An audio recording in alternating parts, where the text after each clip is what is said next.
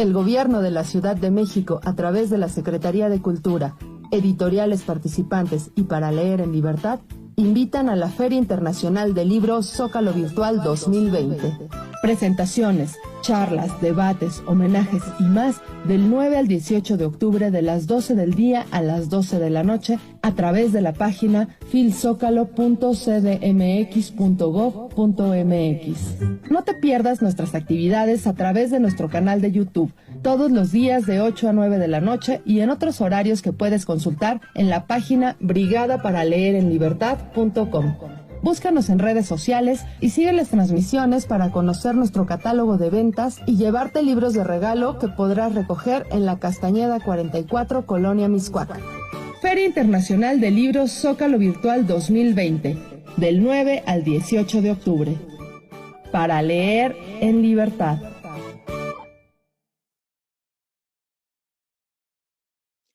Hola, ¿qué tal?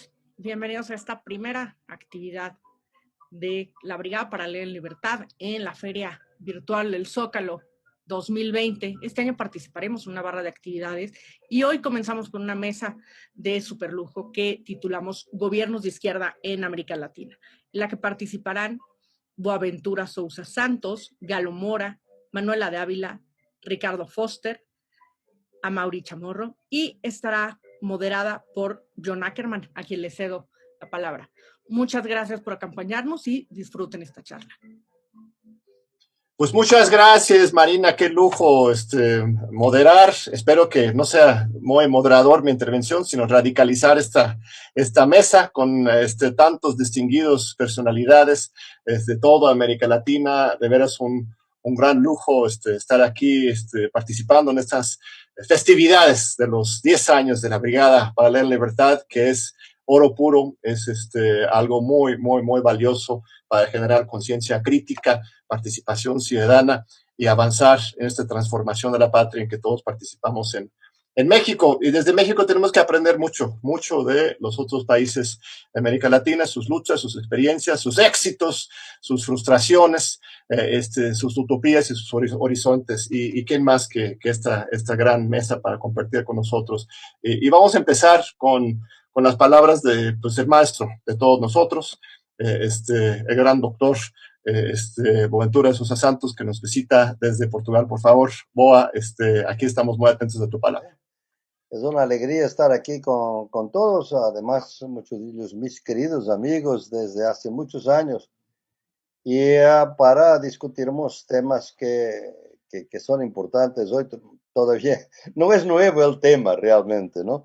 Es un tema que habíamos tratado en muchas ocasiones, pero todos los temas que eran temas viejos son nuevos ahora, porque son renovados por lo menos, ¿no? La pandemia nos ha obligado a repensar y realmente muchas cosas, y me alegra mucho que la Feria del Libro del Zócalo ha producido una versión en papel de un librito que escribí para Claxo, que se está distribuyendo gratuito, que es muy interesante. Es el primer libro mío gratuito que se está distribuyendo, que es La cruel pedagogía del virus. Es un libro que escribí hace unos meses y se distribuye por ahí, y donde hablo realmente preparatorio de un otro que acabo de terminar, que está publicado por Acal, grande, y el título dice todo: El futuro comienza hoy, de la pandemia a la utopía. O sea, me parece que el siglo XXI empieza con esto, comienza con el virus. Ya lo he discutido en muchas ocasiones con ustedes, etc. Y ahora que estamos en el medio, todavía en muchos países, aquí en Europa es la segunda ola, Brasil no ha quedado quizás todavía en la primera ola. Hay un aprovechamiento político total de la pandemia, de las vacunas. Es un evento político grande y va obviamente a cambiar nuestras visiones y perspectivas dentro de la izquierda. Porque si no cambia la izquierda y el mundo cambia, entonces la izquierda se va. Y realmente mucha gente dice por veces que realmente con la pandemia todas estas diferencias entre izquierda y derecha están borradas. De hecho, no, es una mentira. Al contrario, la pandemia ha mostrado que la diferencia entre izquierda y derecha es ahora más importante que nunca. ¿Por qué? Primero porque habemos visto que los gobiernos de derecha y sobre todo de hiperderecha, ultraderecha, extrema derecha mismo, se han revelado totalmente incompetentes para proteger la vida de sus ciudadanos. Porque han decidido hacer una ecuación, una jerarquía fatal entre economía y vida. Y lo primero la economía, después la vida, ¿no? Y entonces con eso ha sido un desastre sanitario. Y es curioso porque son países más desarrollados, digamos, y menos desarrollados. Empieza con el Reino Unido, que es un país de catástrofe, donde más profesionales de salud han morido que muchos otros países, proporcionalmente.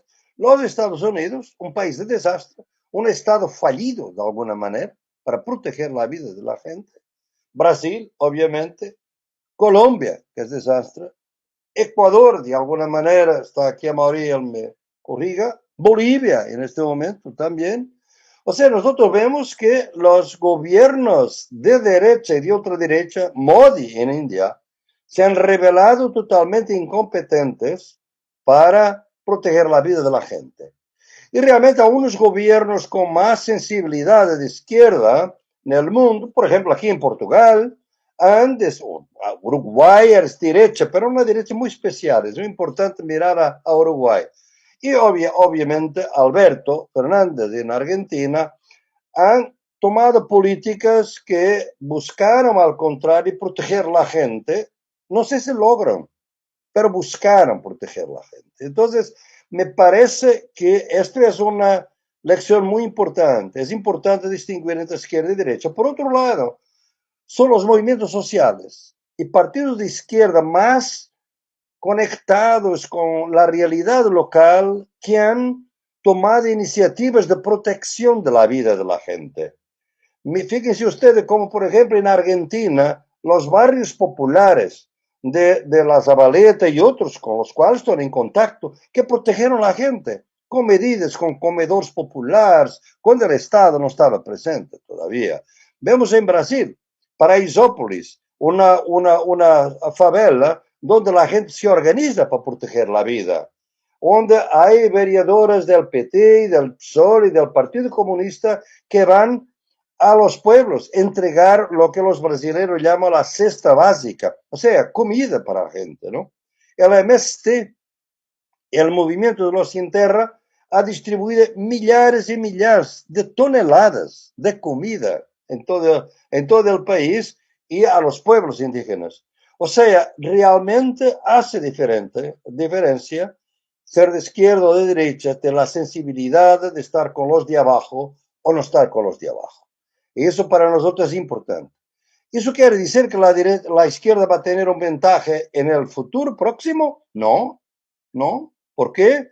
Porque realmente las contradicciones son muy grandes.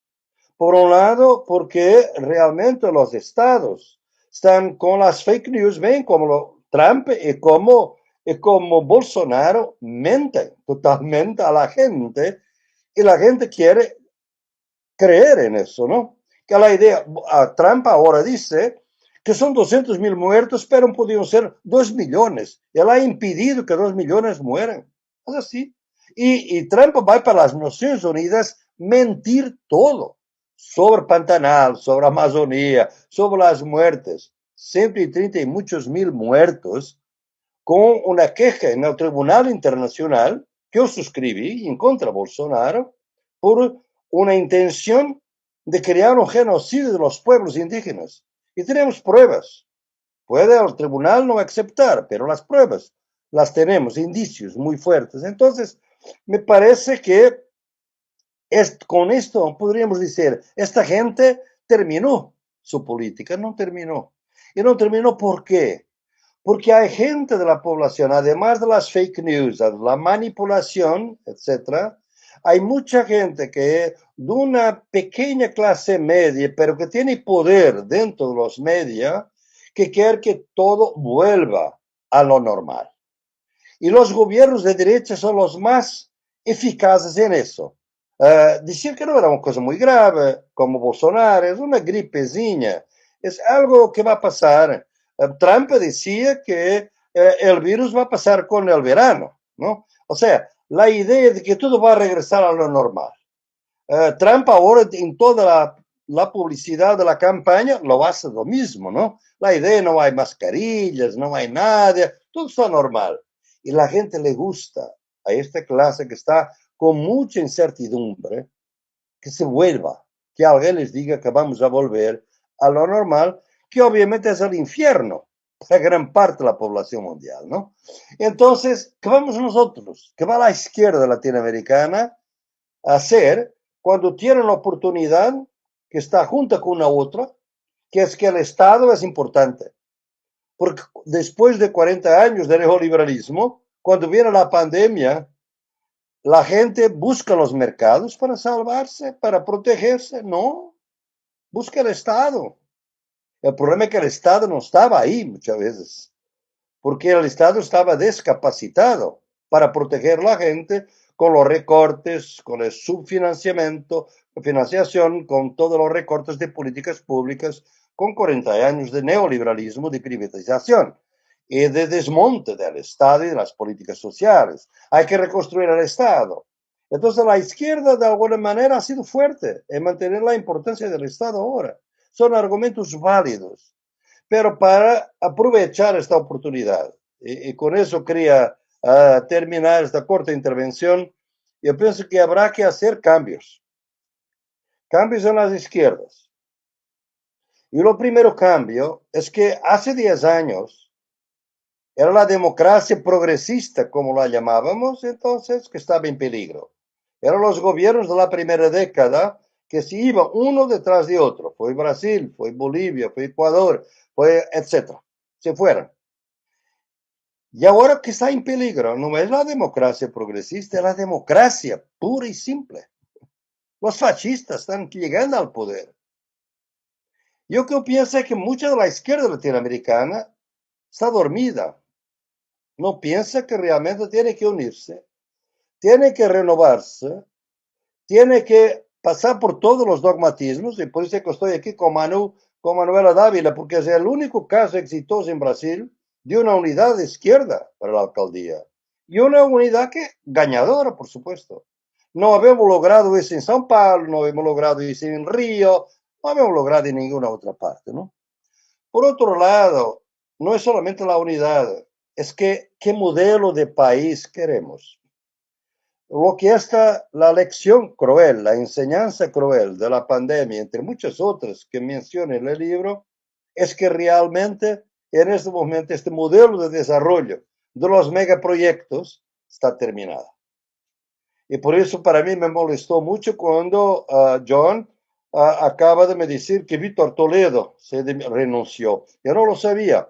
Por alguna razón estoy normalmente al tanto de las cosas. Es una noticia muy mala por el simbolismo, ¿no? Porque Víctor era ahora más importante que nunca. Víctor no es el pasado, es el futuro. Porque es esa lucha en contra de los agrotóxicos, la lucha en contra de las minerías, los megaproyectos. Ustedes saben que soy en contra del Tren Maya en Brasil. Son todo esto que ahora es muy importante porque sabemos que realmente es los cambios climáticos que están desestabilizando las transmisiones de virus entre animales y de animales vienen a los humanos.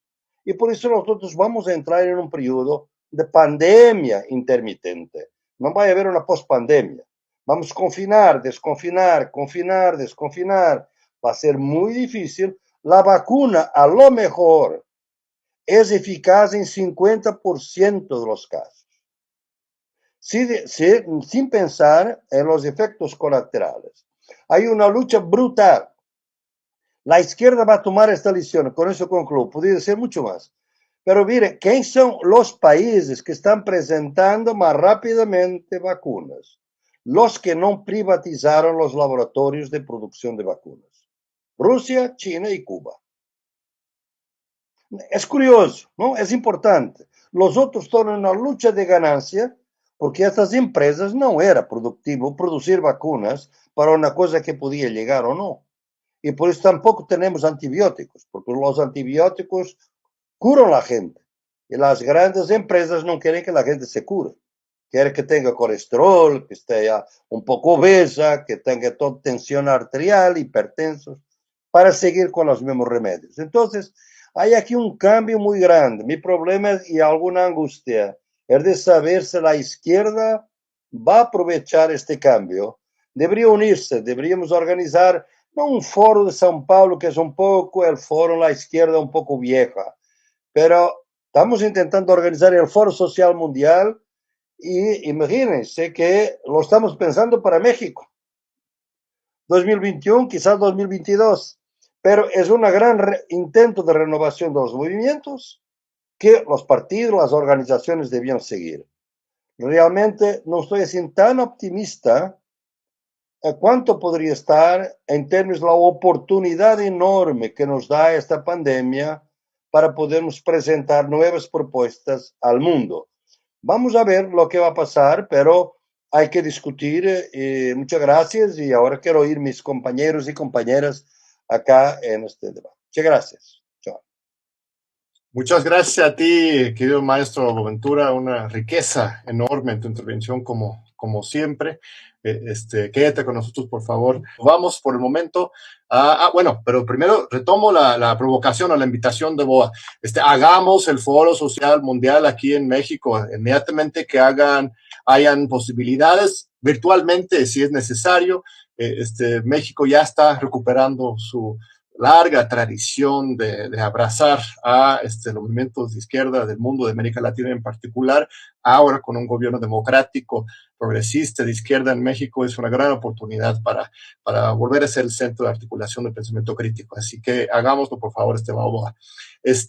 Vamos a la hermana República de Argentina, a nuestro Gramsci, argentino, el ideólogo, bueno, exagero quizás, pero el gran pensador del gabinete de Alberto Fernández, alguien que siempre tiene grandes luces que compartir, un gran amigo de México y alguien que tiene buenas noticias, buenas cuentas que entregar en esta lucha progresista en América Latina, que Argentina nos ha dado un gran ejemplo, ¿no? Con esta victoria electoral muy reciente y estas nuevas políticas públicas que está impulsando estimado Alberto Fernández. Adelante, por favor, Ricardo. Bueno, gracias, John, por la generosidad exagerada de tus palabras. Para mí es siempre un enorme placer participar de la Feria del Libro del Zócalo, hacerlo con la Brigada, con queridísimos amigos de tantos años y compartirlo ahora con todos ustedes. Y también una suerte que vos haya podido desplegar siempre su mirada aguda y profunda con la que coincido muy, muy ampliamente. En Argentina hemos atravesado los 4 años del desierto de la restauración neoliberal que llevó adelante el gobierno de Mauricio Macri con una capacidad de destrucción enorme, de endeudamiento, de fragilización de la vida social, que paradójicamente y por suerte para nosotros tuvo un impacto muy negativo sobre una parte sustantiva de la sociedad, lo que alimentó la posibilidad del triunfo electoral el año pasado y una decisión histórica para nada menor de Cristina Kirchner, que implicó una enorme generosidad política, que fue plantear que quien tenía que encabezar la fórmula presidencial fuera en este caso Alberto Fernández y que ella lo iba a acompañar desde la vicepresidencia. Digo esto porque fue un gesto que debería ser retomado en otras experiencias latinoamericanas, gesto de unidad, gesto de generosidad,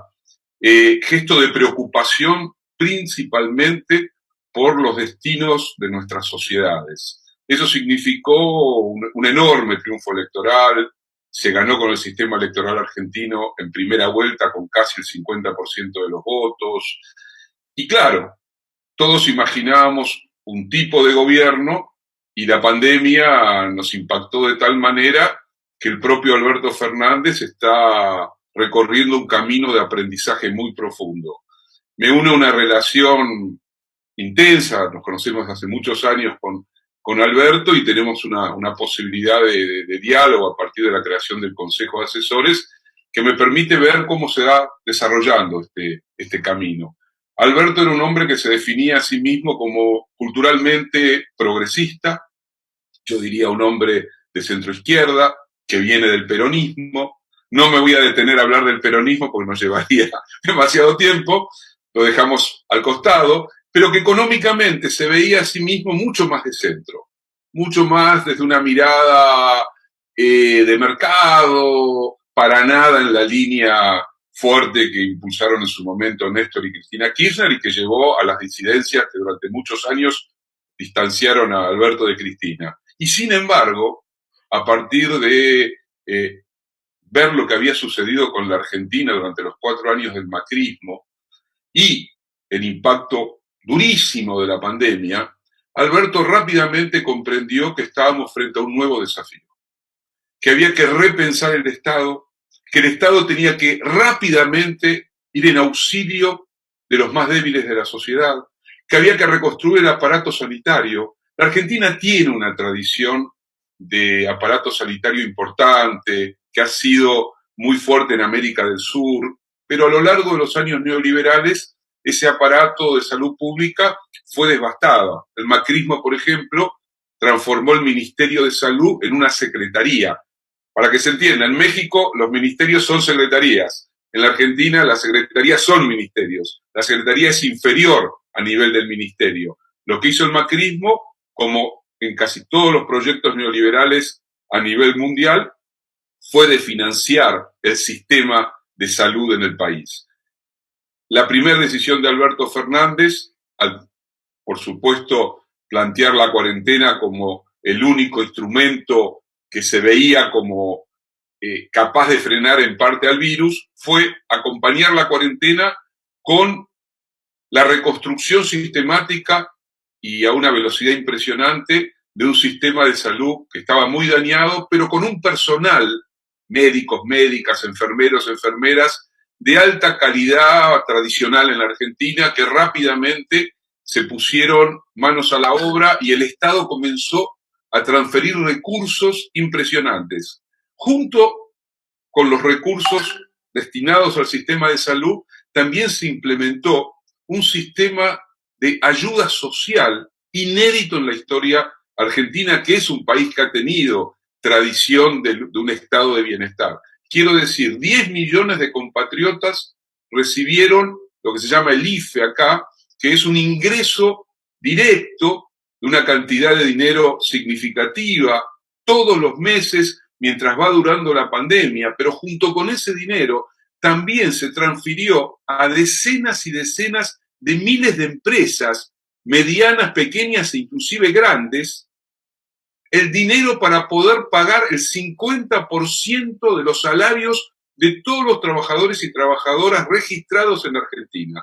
Por un lado, el IFE, que iba dirigido a los trabajadores precarizados, trabajadores en negro, desocupados, y por otro lado, este otro sistema que transfirió, insisto, decenas de miles de empresas, la mitad del salario, las empresas tenían que pagar la otra mitad de los trabajadores y trabajadoras. Y junto con eso, un plan de distribución de alimentos en los sectores populares, sobre todo de los cordones más pobres de las grandes ciudades, que implicó un enorme esfuerzo no solamente del Estado, sino también de los movimientos sociales, que son el partener imprescindible, porque es la correa de transmisión para llegar a los sectores más carenciados de la sociedad argentina.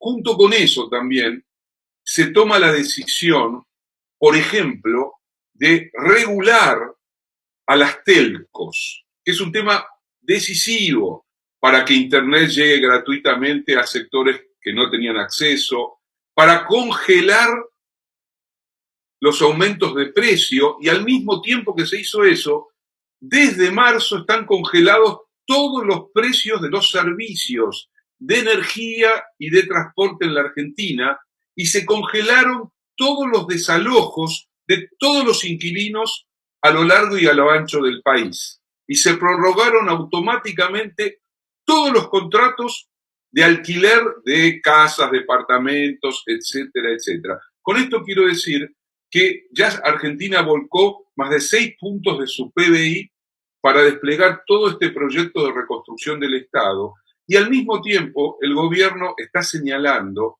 que la salida de la pandemia necesita de un Estado que no simplemente se ocupe, como debe hacerlo, del acceso gratuito a la salud, a la educación, sino que también tiene que tener una participación activa en la vida económica, en áreas neurálgicas de la vida económica. Y eso también supone, y tomo inmediatamente lo que Boaventura planteaba, que me parece central, y Alberto lo ha dicho, y hay un ministerio que ha crecido en envergadura, que es el Ministerio de Ambiente, que no es posible reproducir las matrices productivas que llevaron a esta pandemia global. En el caso argentino, quizás el punto más grave es el de la expansión de la frontera agraria bajo la lógica de los agrotóxicos y de la soja. Eso implica priorizar, y se ha creado para eso un programa de recursos que el Estado va a volcar masivamente para que los pequeños productores agrícolas, la masa de campesinos y sus familias, puedan desarrollar todo lo que tenga que ver con la agroecología. Eso va a ser una lucha muy larga, muy compleja. Obviamente que la Argentina necesita los recursos de las exportaciones.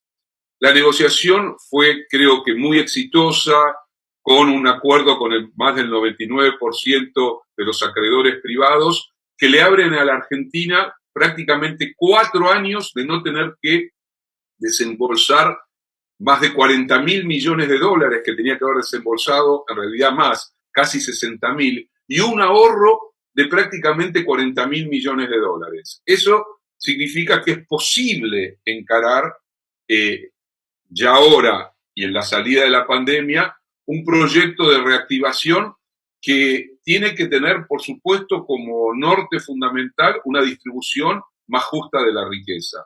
No puede haber una lógica del crecimiento bajo la idea de que el crecimiento es garantía de una distribución, que por supuesto ya lo sabemos, la teoría del derrame es una infamia, sino que debe haber un proyecto económico que no esté asentado en la pura lógica del crecimiento como matriz productiva, sino de una economía que comience a preocuparse seriamente por la cuestión ambiental. Les doy un ejemplo para que se entienda lo que le estoy diciendo. Hay un debate ahora en la Argentina porque hay una propuesta de China de instalar en la Argentina la producción de carne de cerdo para exportar al mercado chino.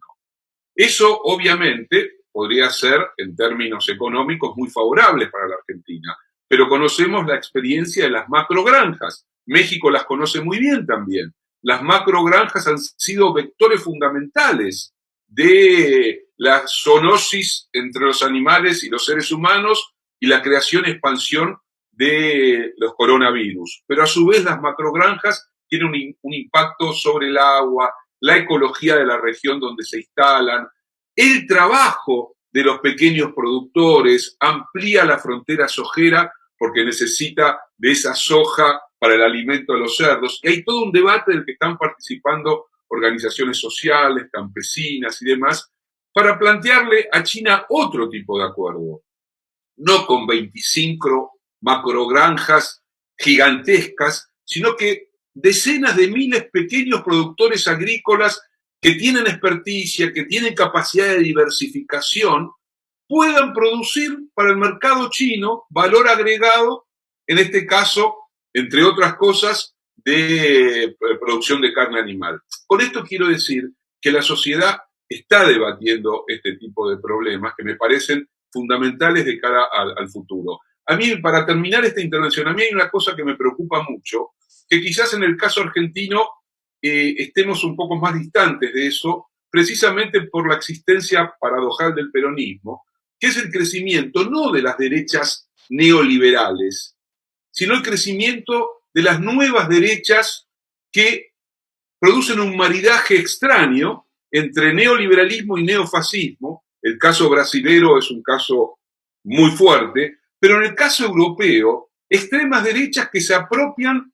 de las retóricas y de las consignas del estado de bienestar, racializado, por supuesto, y que le plantean a sus poblaciones, a sus sociedades, clases medias, sectores de los trabajadores franceses, italianos, portugueses, españoles, le plantean la reconstrucción de un Estado social, la reconstrucción de los valores, de repúblicas que se ocupen de esas clases medias precarizadas, etcétera, etcétera. Y por supuesto que detrás de toda esa discursiva está, obviamente, lo que ya todos conocemos en términos de experiencia histórica. Me parece que es muy importante jugar en espejo y recordar lo que sucedió en Europa entre los años 20 y 30 del siglo pasado, para entender que no se trata solo de la reconstrucción de un Estado keynesiano, porque las derechas extremas pueden apropiarse de ciertas lógicas de un neo-keynesianismo, pero bajo la impronta de gobiernos autoritarios. Y en América Latina,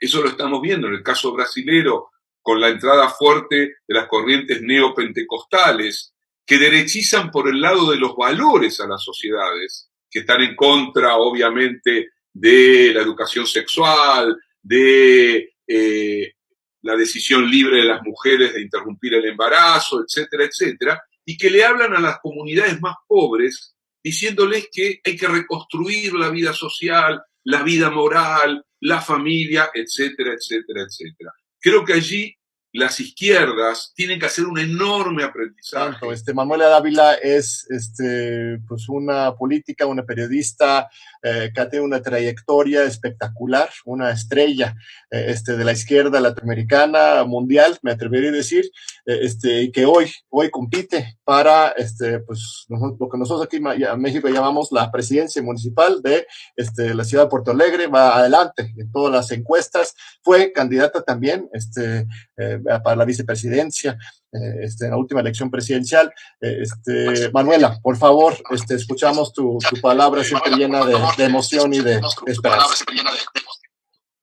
Hola, John. Es una alegría hablar contigo, con ustedes, y sobre todo estar más una vez en la Feria de Zócalo. Me acuerdo que el año pasado estuvimos juntos, yo y Galo, en una charla, en una plaza con muchas personas. Yo me quedé muy impresionada, querida Marina, porque lo que hacen ustedes de las brigadas es algo muy, muy fuerte. O sea, el trabajo permanente para que la gente tenga conciencia social, para que tengan los libros, para que puedan pensar solos y a partir de eso cambiar la realidad. Entonces, muchísimas gracias por estarnos juntos más una vez. Para mí es una alegría estar con ustedes, con grandes amigos como Boaventura, que siempre está con nosotros en Brasil. Creo que es el portugués más brasileño que tenemos nosotros, o sea, es un amigo, es un brasileño para nosotros.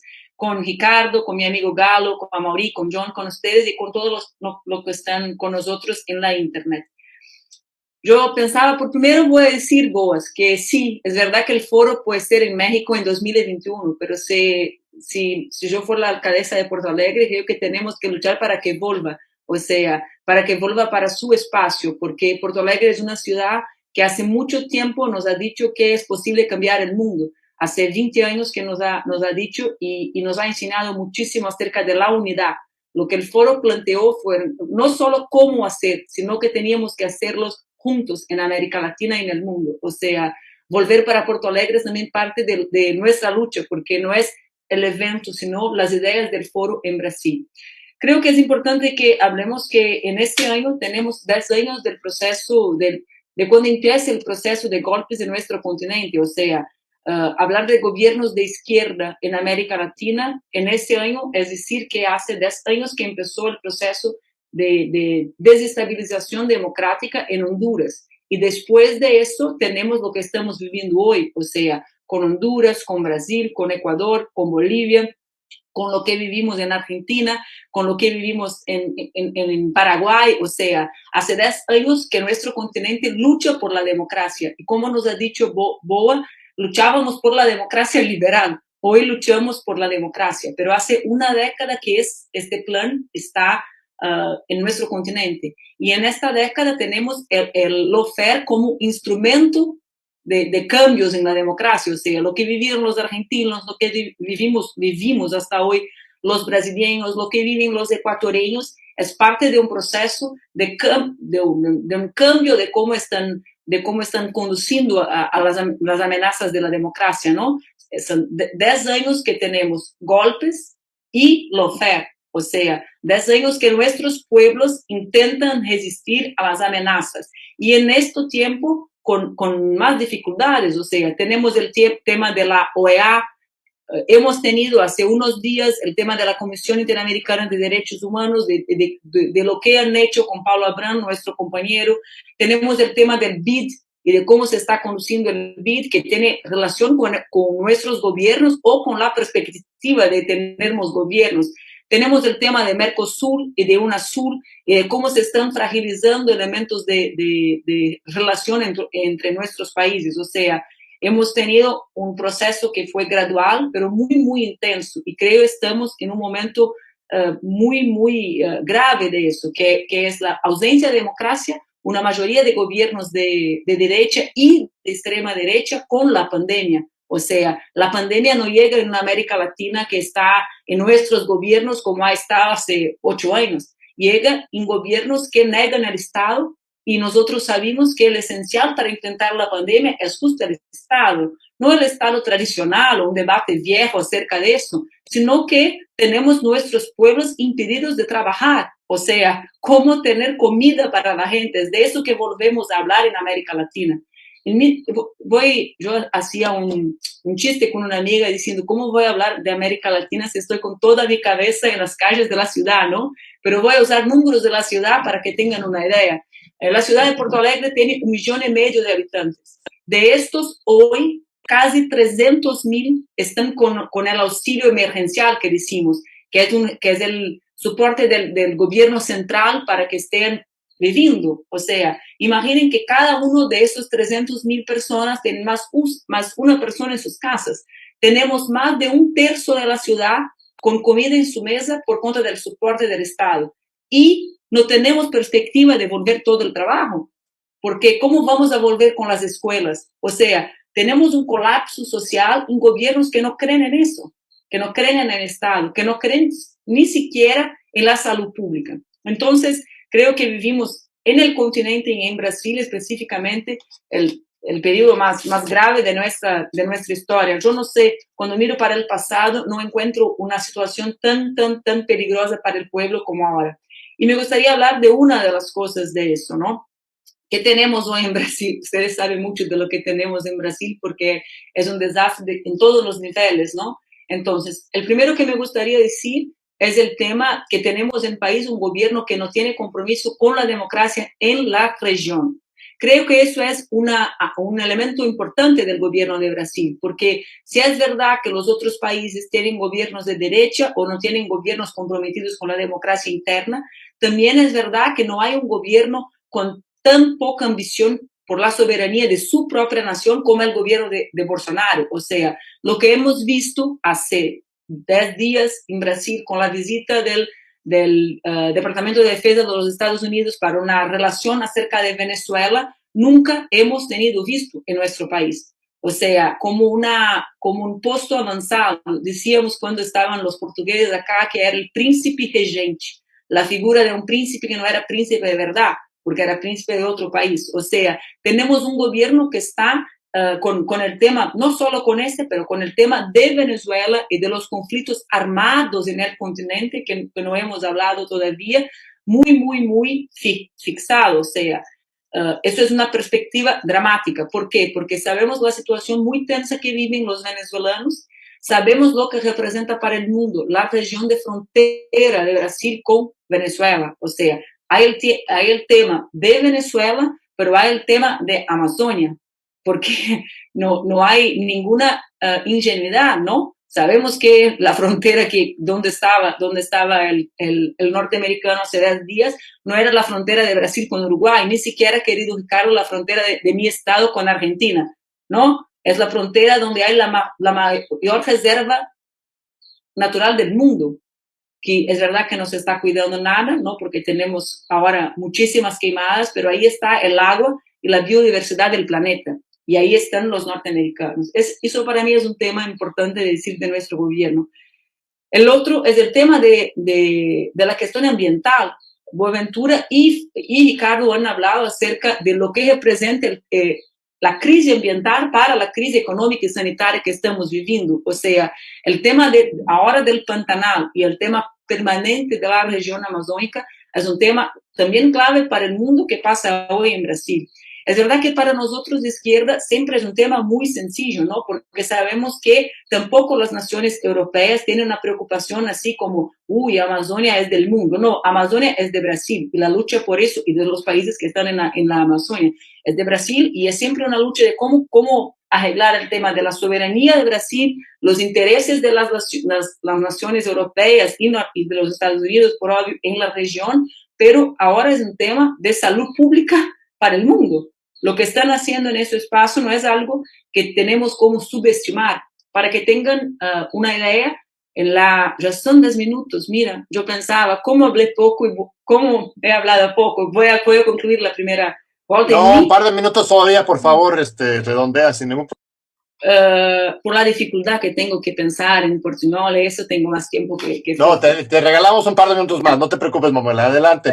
Lo que iba a decir es que solo en la semana pasada se ha quemado un estado de Israel en el territorio de Pantanal para que tengan una dimensión de lo que estamos diciendo. Y bueno, después en la segunda vuelta voy a hablar un poco de cómo está nuestro pueblo, porque tenemos con eso, con la forma como Bolsonaro se relaciona con los países del mundo, hoy tenemos el precio de la comida, de los alimentos como nunca hemos tenido. O sea, tenemos un problema gravísimo. Brasil, que es el país que produce alimentos para el mundo, no tiene alimentos para su gente, porque no hay ninguna política de seguridad alimentar para nuestra gente. O sea, si China o Europa o México o quien quiera que sea compre el arroz del país, ¿no? Por una cantidad mayor de dinero que no tengamos nosotros el arroz, que es lo que está pasando con nuestra gente. Y de eso creo, después hablo un poco de lo que imagino que tenemos que hacer en el próximo periodo. Gracias. Vamos con Galo Mora, destacadísimo colega, amigo de Ecuador. Hoy, aquí en México, es para nosotros un honor, un lujo tener a él y a muchos otros integrantes del gobierno democrático de Rafael Correa. Galo Mora era secretario ejecutivo de Alianza País, ese gran partido que hoy en Ecuador quieren acabar, quieren eliminar, quieren excluir de la contienda política, y él y sus compañeros en Ecuador y fuera están en una gran lucha por la democracia y en contra de la traición y el autoritarismo en esa hermana República Ecuador. Por favor, Galo, escuchamos tu intervención. Muchas gracias, John, y un saludo a todos los queridos amigos que se encuentran observándonos a través de esta emisión y que tiene además ese lujo maravilloso, como Manuela lo refería, de la Gran Feria del Libro del Zócalo que nos permitió el año pasado estar juntos, y especialmente de la brigada que de por sí mismo, para leer en libertad, ya expresa muchas cosas. Yo creo que hay que repensar muchas cosas y quizá ahondar en cierto nivel de provocación.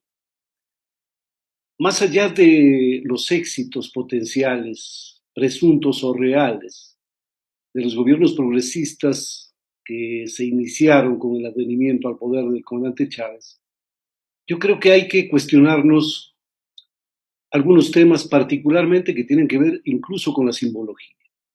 Cuando se habló de socialismo del siglo XXI, yo hace poco en una reunión que tuve con Rafael, cuestionaba incluso el haber seguido como por inercia una fraseología que quizá no respondía ni responde a la realidad. También aquello de las revoluciones. Hemos llamado revolución bolivariana, hemos llamado revolución ciudadana, bueno, el Frente de Todos, revolución sandinista, y creo que son en realidad reformas revolucionarias para ser más ajustados a la realidad. Sigo pensando que quien tiene el derecho de invocar la revolución es Cuba, y quizá también los 3 primeros años del suceso de la Unidad Popular, y ahora 47 años de su inmolación. Creo que yo recupero a un escritor ecuatoriano, Benjamín Carrión, que creó la Galería de los Santos del Espíritu y colocó en esa galería a José Carlos Mariátegui, Miguel de Unamuno y Gabriela Mistral. Yo creo que habría que sumar hoy a Salvador Allende y ponerle el rótulo San Allende mártir dentro del laicismo, por supuesto. Pero yo quiero mencionar algo que a mí me parece fundamental, y es que más allá de la gran inversión pública, de la recuperación del Estado, de aquella condición que el propio presidente Rafael mencionaba de tener sociedades con mercado y no de mercado, de el impacto, por ejemplo, en las mediciones Gini respecto de la desigualdad. Pese a todo aquello, yo creo que hay que observarnos a profundidad en cierta candidez e ingenuidad.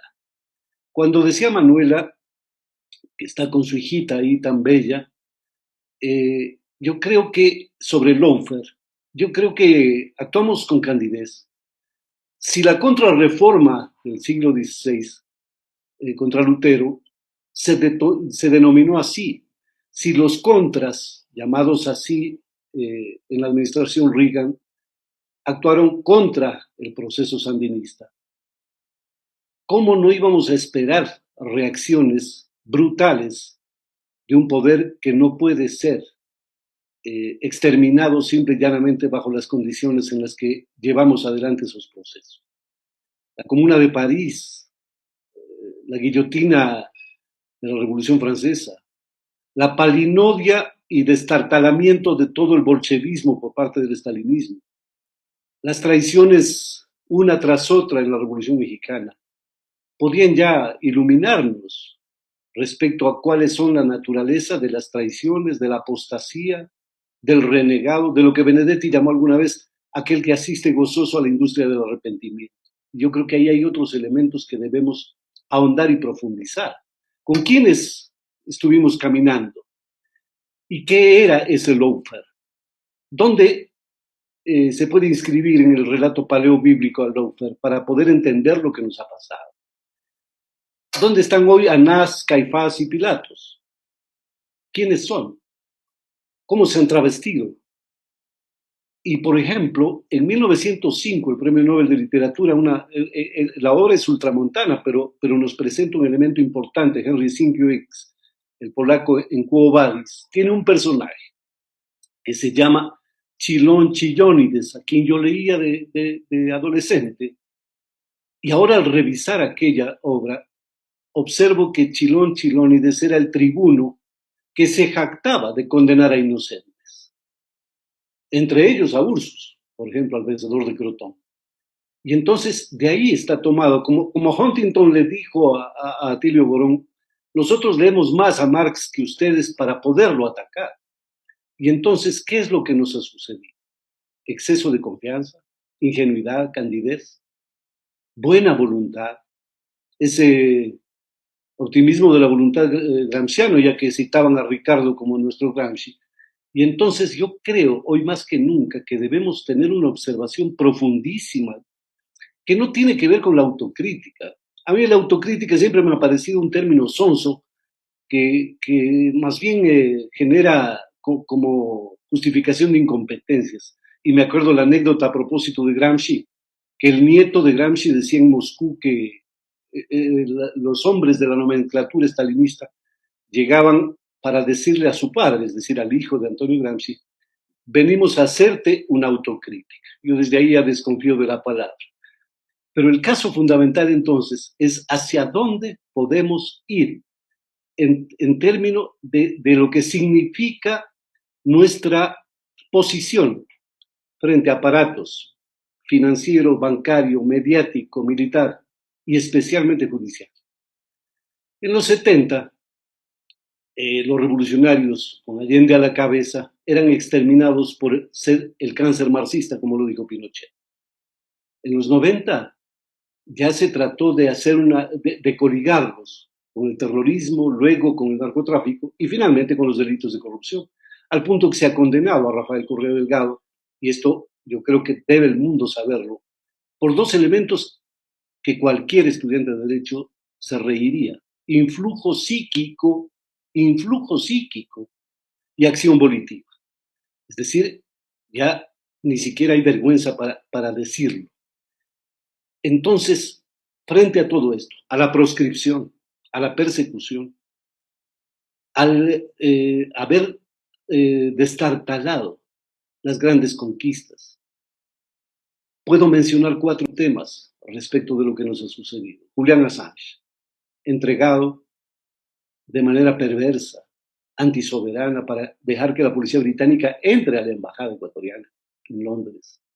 El desmantelamiento de UNASUR, cuya simbología mayor es el desmontaje de la estatua de Néstor Kirchner en la mitad del mundo, en Quito. El que un ministro de Defensa haya dicho que Galápagos es el portaaviones natural de los Estados Unidos de Norteamérica. Y creo que esto confluye con, finalmente, el tema del reconocimiento a Juan Guaidó en entrevista en donde la izquierda radical supuestamente estuvo presente, abrazándose con Guaidó. Entonces, ahí nos vamos a otro tema, que es ¿por qué se gestan las traiciones? No vamos a Judas, no vamos a Efialtes, vamos a la realidad cotidiana de lo que nos pasa, porque son, evidentemente, si es que hay traiciones, es de gente que nos acompañó en el pasado. Finalmente, creo yo que asistimos a algo que podríamos denominar fascismo, porque es una mezcla de fascismo y racismo. Y ese fascismo, así como el pentagonismo que Juan Bosch, el dominicano, elevó como tesis, que configura un nuevo espacio del imperio, es decir, que explotan no solamente a los países, a las colonias, a los satélites, sino a sus propios congéneres, prójimos e individuos. Ya vemos lo que sucede con poblaciones. Yo estuve en Nueva Orleans haciendo una investigación ahí sobre Lillian Hellman. A propósito, la obra de ella se llama Tiempo de Canallas, que es exactamente referida al macartismo que vivimos hoy. Y vi en la ciudad de Nueva Orleans la tragedia de la miseria en el país capitalista por antonomasia, con centenares de personas durmiendo en la calle, no son ni siquiera ocupas. Y entonces hay que preguntarnos, en medio de toda esta vorágine de información, de locuras, de pandemias, ¿qué puede hacer una izquierda renovada conceptualmente, amorosa con su gente, con su pueblo? Yo conversaba con Manuela y siempre compartimos mucha poesía. Y yo recordaba aquello que decía el poeta de Porto Alegre, Mario Quintana: las cosas que no pueden ser olvidadas continúan aconteciendo. Yo creo que esa es nuestra tarea, continuar aconteciendo, y continuar aconteciendo viene a ser resistir frente a todo lo que nos sucede. Ahora, como John decía, estamos un gran grupo de exdirigentes de Revolución Ciudadana, ya que Alianza País fue cooptado por el gobierno de Moreno y por sus dirigentes, en la recuperación, pero ha llegado a tal punto que hoy, entre hoy y mañana, el Consejo Nacional Electoral determinará si el candidato que nosotros propusimos, el economista Andrés Arauz, puede ser inscrito o no. A ese punto estamos llegando, es decir, ya no es un problema, como decía Boaventura, de la defensa de la democracia, simplemente, es de la supervivencia de una corriente que además, en las encuestas recientes, en una encuesta realizada precisamente por una firma brasileña, tiene el 45% de apoyo en primera vuelta. Imagínense lo que sucedería, o es una alerta acaso que les sirve para no inscribirlos. Finalmente, ya que John me dice que el tiempo se ha cumplido, creo yo que aquí hay un elemento digno de ser, y por eso decía la provocación para poder establecer conversaciones de mayor alcance y largo plazo. Álvaro Cuñal, el secretario general del Partido Comunista Portugués, en una gira que hizo allá por los 50, se encontró con un apóstata yugoslavo llamado Milovan Đilas, que también había sido secretario del Partido Comunista de Yugoslavia, pero desertó fruto del estalinismo y de otros temas. Pero ¿en qué quedó aquella conversación? Y yo creo que es oportuno hoy tener esto. Milovan Đilas le dijo: el combate del futuro, amigo Cuñal, se va a desarrollar entre comunistas y excomunistas. Algo así nos ha venido sucediendo en América Latina, porque la apostasía y la industria del arrepentimiento han surtido efecto. Quizás hasta ahí esta primera vuelta, nada más un poco provocador.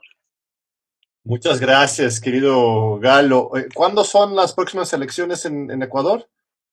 Las elecciones serían el 7 de febrero. Serían, digo, porque nunca se sabe.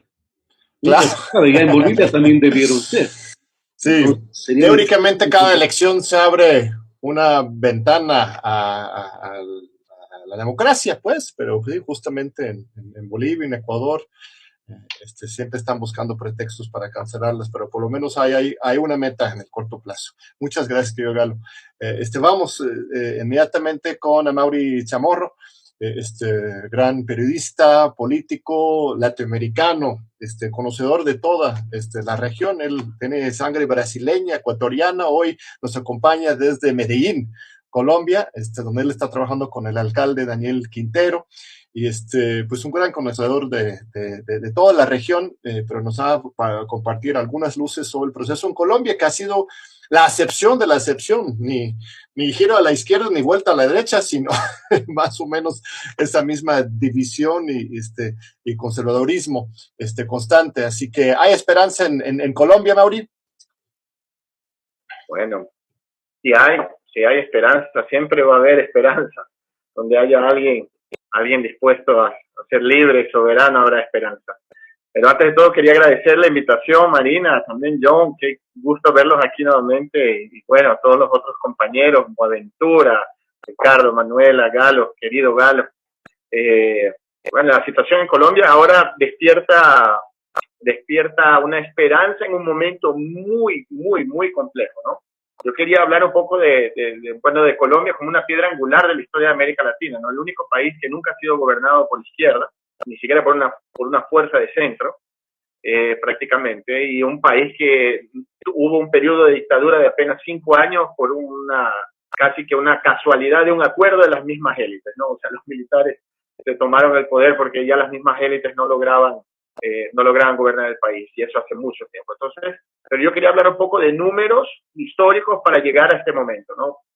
En Colombia se han asesinado 9 candidatos presidenciales de izquierda. O sea, la izquierda no ha llegado prácticamente porque han asesinado, de esos 9, por lo menos 7 tenían chances de ganar la presidencia de la República. Son 8 millones de víctimas. O sea, hablamos de Siria, ¿no? Sí, son 8 millones de víctimas en Colombia. Son más de 80.000 desapariciones forzadas. Solo en el periodo, masacres realizadas por paramilitares, hay más de 4.000. O sea, los grupos paramilitares, gobernados y liderados por Álvaro Uribe Vélez, han desaparecido pueblos enteros. Los desaparecían, picaban su población en pedacitos y enterraban los pedazos de los cuerpos a lo largo de la selva para que la ONU, la Fiscalía no pudieran encontrar los cuerpos, entonces no declaraban una masacre, sino que decían, mira, lo que pasó es que hubo un desplazamiento forzado, y ahí obviamente la industria ganadera se robaban estas tierras de los campesinos, ¿no? Un país que nunca ha vivido en paz desde su independencia, ¿no? Inclusive con periodos muy, muy, muy agresivos de guerra política, ¿no? Con los 10 años de la guerra entre liberales y conservadores, que debe haber generado más de 1 millón de muertos, que nace a partir del asesinato de Gaitán en el 48. Pero es un país que vive extremadamente convulsionado y nunca ha resuelto sus diferencias políticas en las urnas. Siempre ha resuelto a través de las armas, de la violencia. Y ahora, después del acuerdo de paz fallido entre las FARC y el gobierno del Estado colombiano, las FARC cumplen con el acuerdo, se desmovilizan, entregan las armas y el Estado le da la espalda. El Estado como institución, gobernado, manejado por la derecha, la ultraderecha colombiana, pero también con una sociedad que no entendió el momento histórico y logró ser manipulada en una barbaridad que es el referendo a favor del acuerdo de paz, ¿no? O sea, vamos a hacer una votación. ¿Ustedes quieren paz o quieren guerra? Ganó la guerra, ¿no? Y eso obviamente deslegitimó la implementación del acuerdo de paz firmado entre las FARC y Colombia en Cuba. Entonces, en este momento, ¿qué está ocurriendo en Colombia? Con base en ese proceso, en un poco de esos números históricos que abisman, ¿no? Porque lo que impresiona, yo que he tenido la oportunidad de trabajar en casi todos los países de América Latina, la gente no sabe, ni siquiera los vecinos, ni Ecuador, ni en Venezuela, ni Panamá, Perú, Brasil, no conocen de verdad el tamaño de la violencia que existe en Colombia es histórica, ¿no? De tantos años, y en este momento ya consolidada desde hace mucho tiempo, pero ahora consolidada a través del voto en el Congreso como la gran base de los Estados Unidos en América Latina, ¿no? O sea, ya se autorizó la llegada oficial de Fuerzas Armadas estadounidenses presentes en el territorio colombiano, pese a que han estado constantemente, pero estaban como asesores, ¿no? Ahora las tropas pueden estar aquí y obviamente sabemos del despliegue hacia Venezuela, hacia el Ecuador, de la desestabilización un poco regional. Entonces, Álvaro Uribe, el expresidente Uribe, que es una persona que tiene vínculos familiares estrechos con el narcotráfico, ¿no? Desde un funcionario, inclusive después socio del mismo Pablo Escobar, gana la presidencia de la República, conforma y consolida los movimientos paramilitares llamados en esa época las convividas. O sea, era una barbaridad tan grande que se crearon empresas, que existió una personería jurídica para que los grupos paramilitares pudieran actuar. O sea, un grupo paramilitar podía comprar un lanzagranada, no sé, cualquier cosa, tanque de guerra si quisiera, porque la Constitución colombiana autorizaba que estos grupos paramilitares, juntos con el Estado, pudieran actuar en una supuesta autodefensa del país en contra de las FARC, lo que sabemos que en realidad se creó un gran ejército para la defensa de la producción del narcotráfico, de la droga, y al mismo tiempo la persecución y el exterminio de la izquierda. Y ahí, con eso, un periodo nefasto que fue durante los años 80, la desaparición de un partido entero, ¿no? Y recordemos la UP, la Unión Patriótica, que fue un partido de izquierda que tenía vocación de poder, tenía oportunidad de ganar la presidencia de la República, y asesinan y desaparecen a los 7.000 miembros del partido. O sea, un partido entero desaparecido durante un periodo de más o menos de 5 años, asesinan a prácticamente todos sus miembros afiliados o simpatizantes, los desaparecen. Entonces, esa es la Colombia que aún existe, esa es la Colombia que aún vive, y que en este momento también inicia un proceso de transición, y la derecha colombiana se ha endurecido en este último año, este año del COVID, ya que se siente un giro en el país, pese a la derrota en la votación del acuerdo de paz. La izquierda y la centroizquierda, de alguna manera, entendiendo lo que es la centroizquierda en Colombia, ¿no? Es un país mucho más a la derecha de lo que nosotros estamos acostumbrados. O sea, hablar de la centroizquierda colombiana para algunos países sería la derecha dura, ¿no? Tradicional de cualquier otro país. En realidad, la izquierda, como lo conocemos, es muy pequeña, y la centro derecha, que juega un poco más ese rol de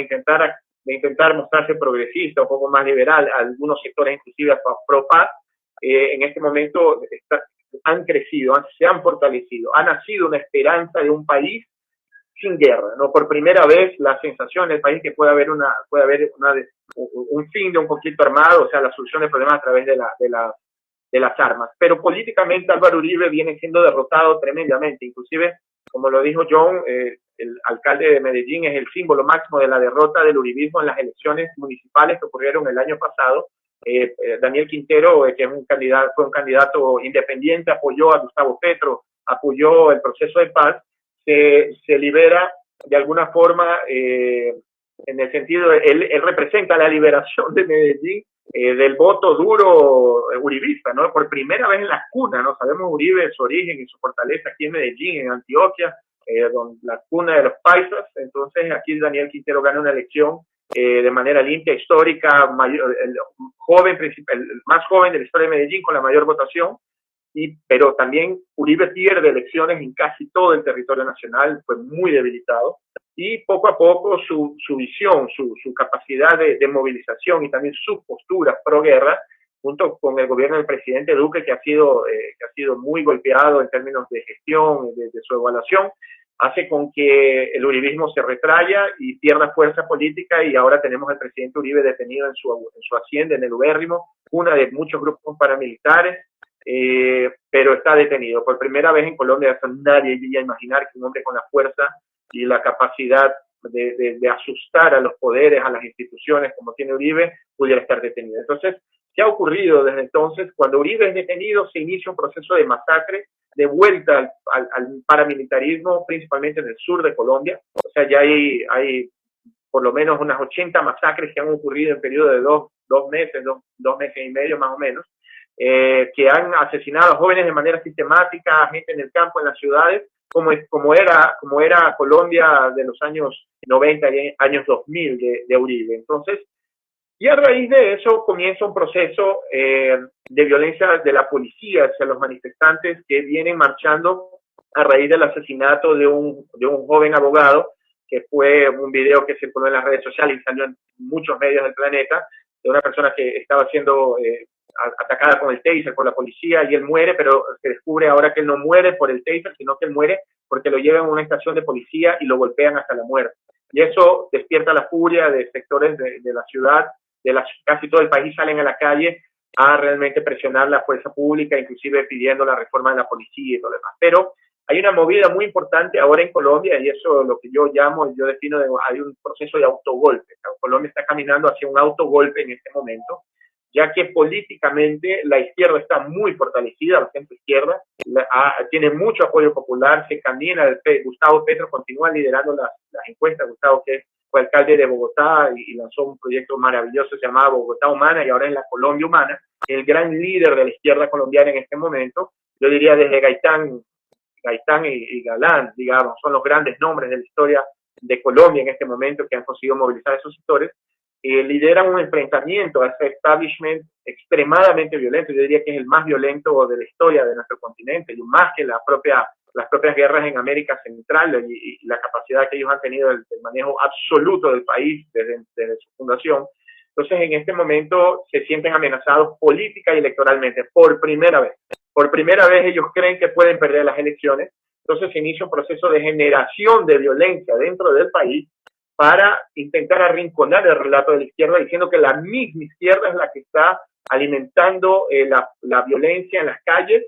Ellos van a querer generar un caos en el país en este momento para obviamente sembrar caos y cosechar la seguridad, ¿no? Es esperando que Uribe sea liberado y de alguna forma exigir o mostrar al país que es necesario mano dura. Es como están intentando volver a la sensación, ¿no? De lo que era la Colombia final de los años 90, comienzo de los años 2000, donde las FARC tenían una amplia capacidad de control territorial. Se calculaba como que el 40% del territorio colombiano estaba en control de las FARC. Obviamente había una amenaza al Estado por parte de los grupos insurgentes. Entonces se necesitó, y el país y los Estados Unidos necesitaron implementar un gobierno del terror prácticamente, ¿no? Que Uribe, claro, consiguió un gran avance en términos de victorias militares, pero a qué costo humano. Y también hubo una sensación de mejora de la economía del país durante ese periodo, obviamente con toda la ayuda estadounidense, pero el periodo más negro de la historia en términos de violencia, yo diría, histórica del país. Entonces, ahora lo que se está intentando hacer en contra de la izquierda es, como saben que no les pueden ganar en las urnas, es iniciar un proceso de calentamiento de las calles, inclusive de autoatentados. En algunos sectores ya es evidente por parte de las fuerzas militares, inclusive la alcaldesa Claudia López, para quien no conoce Colombia, las alcaldías son la máxima autoridad de la seguridad pública en las ciudades. Entonces la policía, que es nacional y que responde al ministro de Defensa, lo que también es algo muy curioso, no es al ministro del Interior, es al ministro de Defensa, debería responder a los alcaldes. Y la alcaldesa sale a denunciar que en este momento la ciudadanía, la policía no responde a las órdenes que deberían responder. Y se inicia una masacre, se asesinaron como 14 estudiantes la semana pasada. Entonces, cerrando aquí, ya entregando la palabra, disculpa John, me fui un poco, es un tema muy complejo porque nunca la izquierda tuvo tanta oportunidad de ganar, pero vemos la vuelta de un periodo nefasto a través de un accionar muy violento por parte del Estado y principalmente de los grupos paramilitares, y ambos sabemos a quién responde. Está ya en el ubérrimo en este momento. Muchas gracias, Mauri. Escalofriante ese perfil de lo que está pasando en Colombia, aún con la detención de Uribe. No se acaba el uribismo, aunque hay luchas sociales muy importantes. Espectacular este panorama de los 5 ponentes. Boaventura. Gracias a todos y a todos por esta oportunidad, porque realmente tengo ese trabajo en Colombia. Mario, como sabes, yo soy miembro de la comisión del Consejo Asesor de la Comisión de la Verdad en Colombia. Entonces sigo muy de cerca y puedo decirte que estás muy correcto en todo lo que dices. También yo diría más a añadir, pero no voy por ahí. Yo quería comentar tres cositas de todo esto. Miren, lo único que habló de la pandemia fue Ricardo. O sea, cuando las izquierdas están en el poder con el gobierno, tienen que preocuparse con esta pandemia, porque me parece que va a ser muy importante. Los otros, todos ustedes, muy bien, que comprendo, hablaron de la política en general como si el país tuviera y lo mismo, los conflictos son los mismos de siempre, lo que es verdad, lo que es verdad. Pero yo me pregunto si de hecho esta pandemia no nos obliga a repensar muchas cosas, como decía Galo, no para autocrítica, pero para profundizar los análisis. Yo empiezo por dos puntos que voy a mencionar lo que no ha sido dicho que me podría parecer importante, ¿sabes?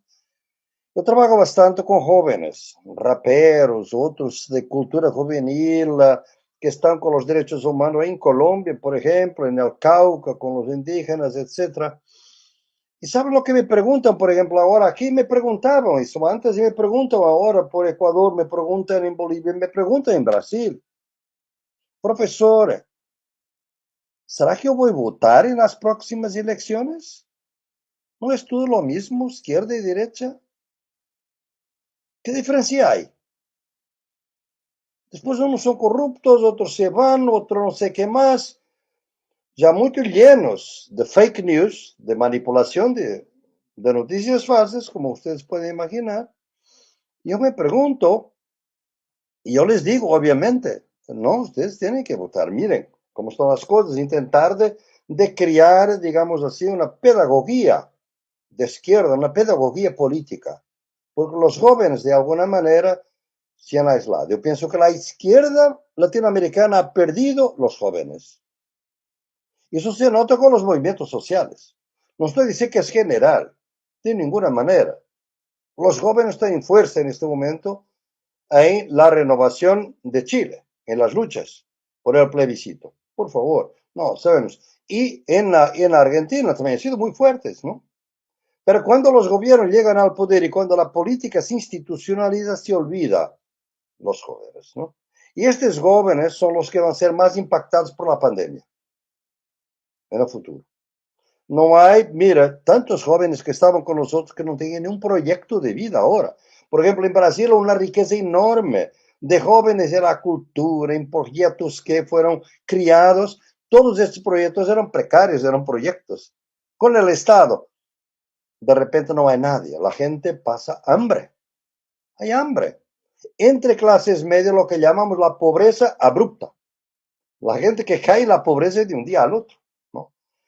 Está la izquierda mirando estas cosas, sobre todo en las camadas más jóvenes. Yo me pregunto, quizás no. Y por otro lado, si nosotros queremos enfrentar este nuevo periodo, necesitamos de volver a la escuela nuestra. Ustedes saben que muchos de los partidos de izquierda, comunistas, como los socialistas y otros, en los años 20 dedicaban mucho tiempo a formación de cuadros, escuelas, para discutir política, ¿no? Mismo el PT en Brasil discutía bastante antes de llegar al poder. Hoy en día, y ahora que sé que John está con eso, con Morena estamos intentando de crear formación de militantes en América Latina, con partidos de izquierda.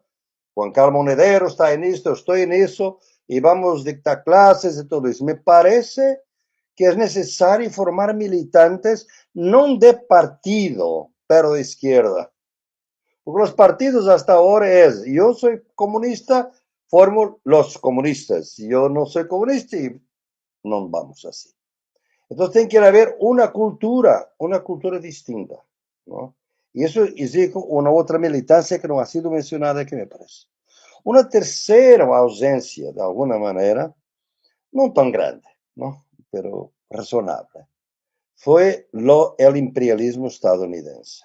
Ha sido referido, pero les digo, es mucho peor de lo que ustedes están pensando. Y sobre todo porque nosotros, la izquierda, no habemos desarrollado las armas necesarias para enfrentar esto en los próximos años. Por ejemplo, en este momento, la dictadura, los militares son auxiliares de la lawfare, de la lucha jurídica hostil. Yo pienso que México va a ser la próxima víctima de lawfare y va a ser muy duro en contra AMLO.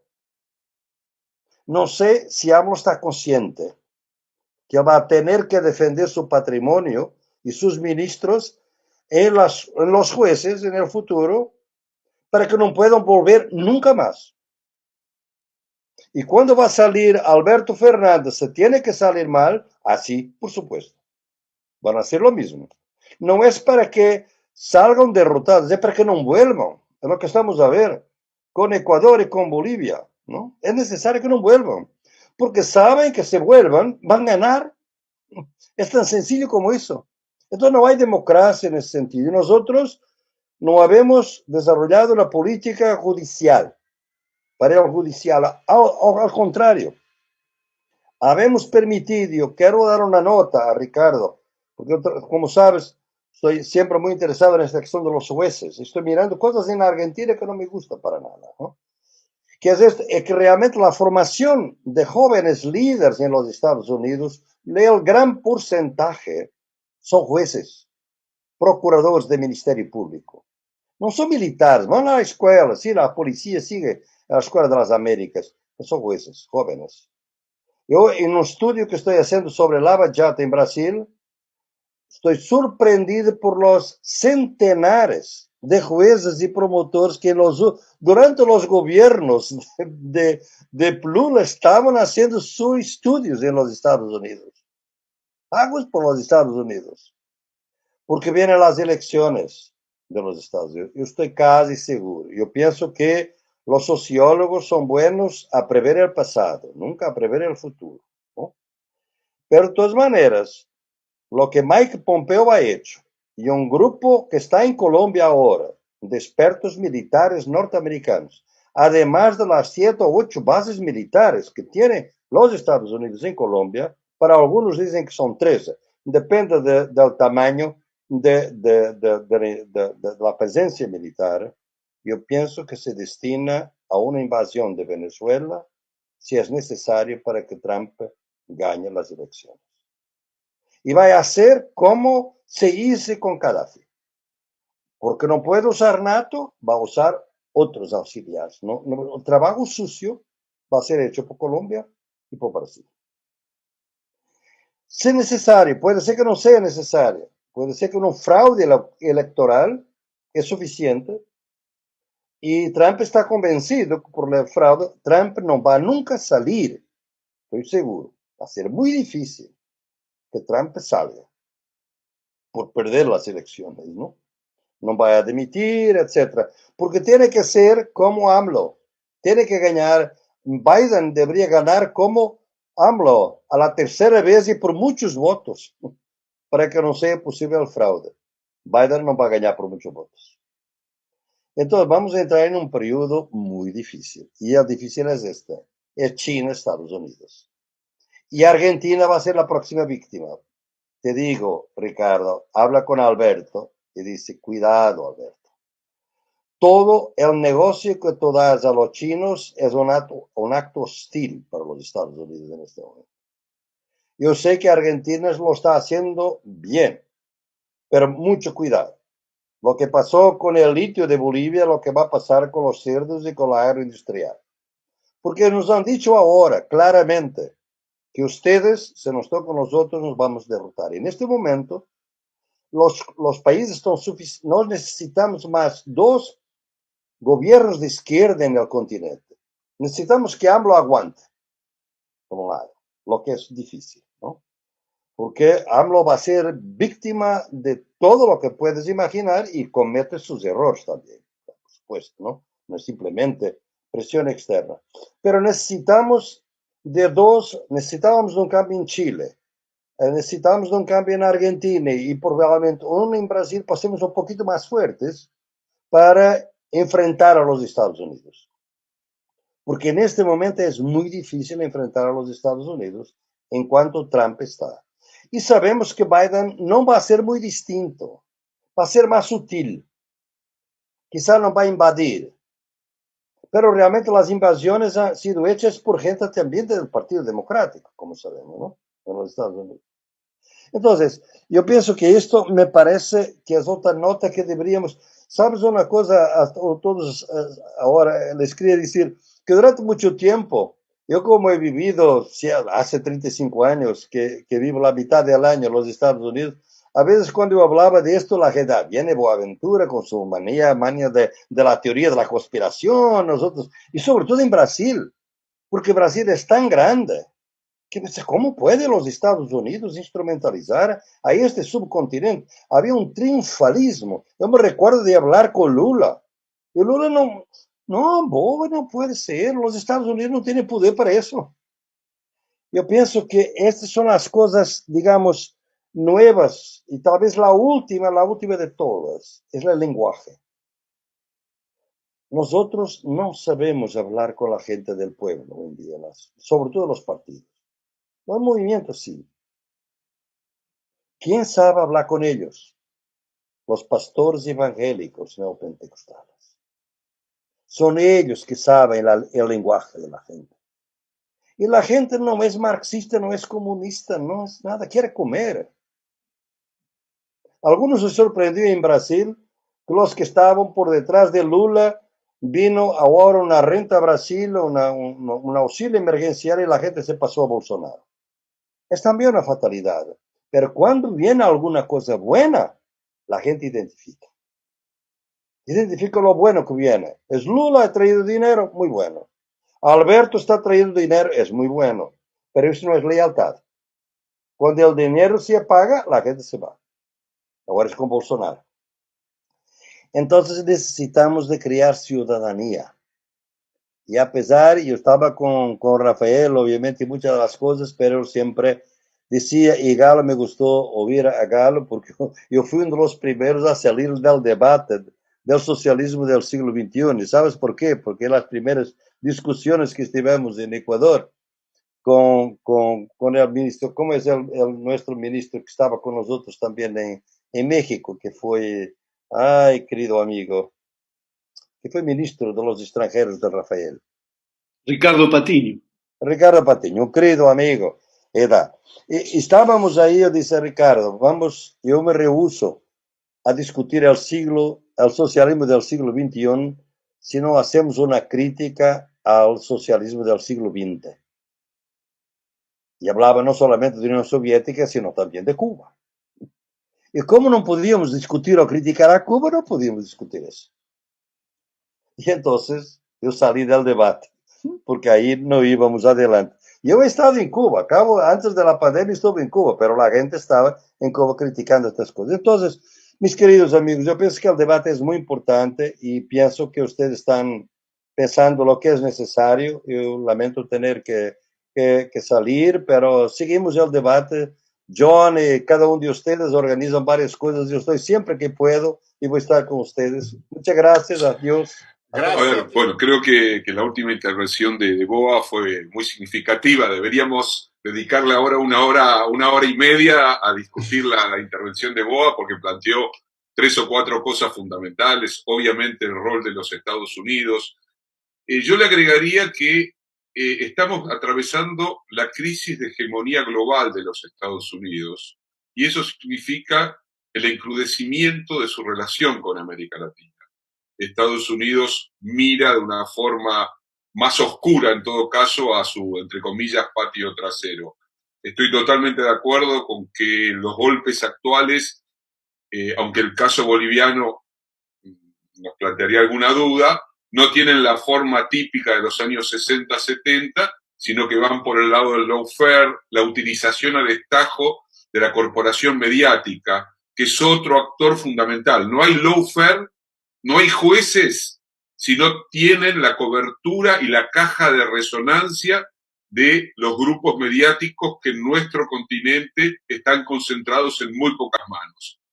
Televisa en México, Redo Globo en Brasil, el Grupo Clarín en la Argentina, el Grupo Mercurio en Chile, y así podríamos seguir, sin ninguna duda. Es decir, los gobiernos democráticos tienen que enfrentar la problemática tanto de la justicia como el reservorio de las derechas hoy en nuestros países, y a su vez de las corporaciones mediáticas como la gran constructora de sentido común.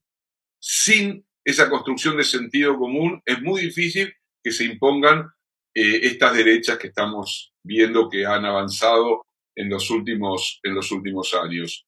Sí creo que también es obviamente importante la reconstrucción de un lenguaje de las tradiciones progresistas, de izquierda, nacional populares, en cada uno de nuestros países, que hoy le caben a México y a la Argentina una responsabilidad particular porque está el proceso de AMLO en México, el de Alberto en la Argentina, como para contrarrestar el avance de los gobiernos de derecha de la región. Pero es difícil porque lo hemos discutido en febrero en México, la relación de México con el resto de América Latina hay que construirla, es un gran desafío. México está muy presionado por su relación con Estados Unidos, lo acabamos de ver en la elección del BID nuevamente. Estados Unidos por primera vez ha decidido poner su presidente en el Banco Interamericano de Desarrollo, rompiendo todos los protocolos históricos y mostrando lo que es la ofensiva del Estados Unidos de Trump. Y frente a eso, hoy América Latina está fragmentada, partida, y es muy difícil construir un bloque en común. En el caso de la Argentina, el esfuerzo que estamos haciendo es para abrirnos, y eso tiene sus costos, por supuesto, a otras regiones del mundo, ¿no? China, obviamente, pero también Rusia, también la Unión Europea. El vínculo con México es muy importante y ahí vienen todas las presiones de Estados Unidos. Yo creo que, y con esto voy terminando, hay 3 o 4 cosas fundamentales. Yo diría, los jóvenes obviamente es un punto básico. La base electoral del Frente de Todos son los menores de 30 años. Es decir, donde perdemos arrasadoramente es con los que están arriba de 50 años. Las poblaciones mayores se vuelven conservadoras. En el caso argentino, el voto desde los 16 años hasta los 30, yo diría que es el núcleo de los votos que en su momento recibió el kirchnerismo y que hoy ha recibido el Frente de Todos en la alianza de Alberto con Cristina. Y la politización de la sociedad argentina tiene en los jóvenes un momento muy importante y por eso yo creo que hoy las cuestiones ambientalistas son muy importantes porque los jóvenes están muy atravesados por el tema ecológico. Y le agregaría otra cuestión que no hemos tratado, pero que es sumamente importante, que es la cuestión de las mujeres y de los feminismos.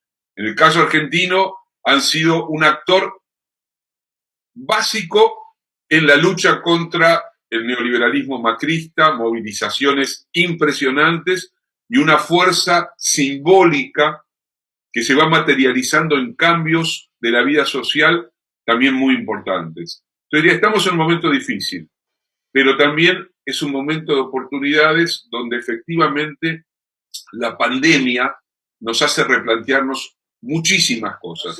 Manuela, por favor.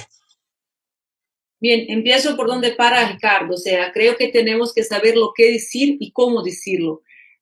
No lo sé precisamente con cuál de los dos problemas estamos más malos, pero estamos malos en los dos, creo yo. Uno es el tema de la agenda, o sea, la extrema derecha en Brasil es la dueña de la agenda y entonces habla de lo que tiene ganas de hablar y nosotros no logramos hablar de los problemas del pueblo. ¿Cuáles son los problemas del pueblo? El tema de trabajo.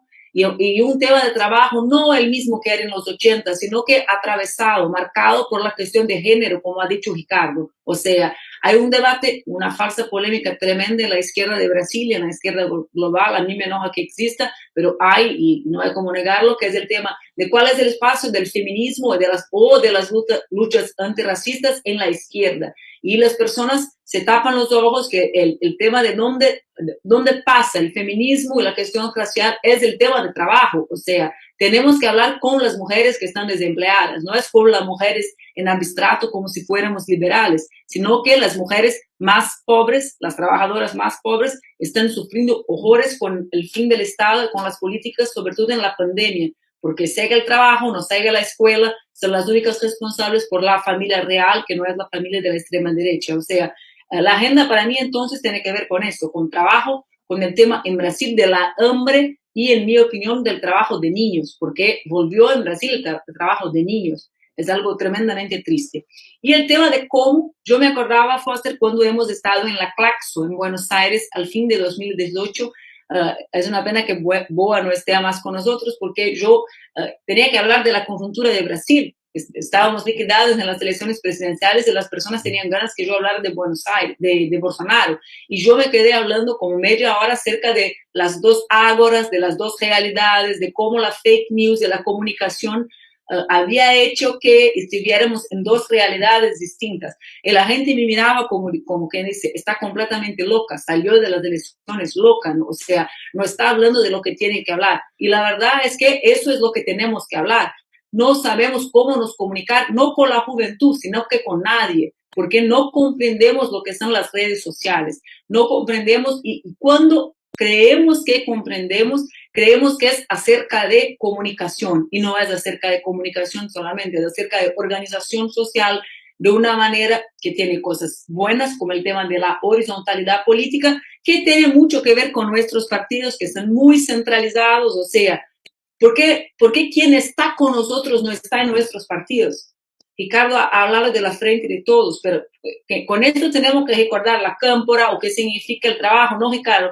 En las comunidades, o qué significó el trabajo en la internet, o qué significó los detalles de la marca de comunicación de campaña que reconocía que había una Argentina de todas, de todos, de todes, y una Argentina común. O sea, tenemos que saber cómo hablar con las personas, porque el tema de fake news, Galo está con mi libro preferido acerca de eso, que le regalé en Cuba, pero el tema de fake news es un tema de agenda y de cómo hablar con la gente. O sea, yo creo que nosotros de nuestro campo político tenemos que volver a pensar en cómo nos comunicar con el tema de Internet. Yo no creo que es por nada que estoy adelante de las encuestas en mi ciudad.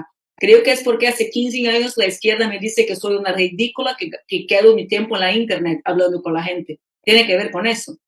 Tiene que ver con eso, que en mi ciudad la gente no cree en las fake news que han hecho conmigo en Brasil y en el 2018. Tiene que ver con eso. Tiene que ver con el tema de la juventud y de las mujeres. Tiene que ver con, o sea, con lo que decimos y dónde decimos. Y en eso, en mi opinión, estamos muy atrás de lo que está la derecha en el mundo.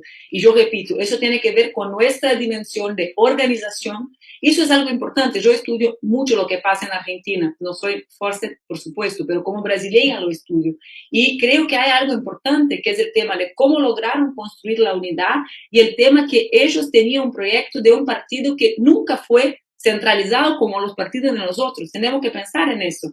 Él hizo un chiste con el tema del peronismo, pero el peronismo en sí es algo que nada tiene que ver con las maneras que nosotros nos organizamos.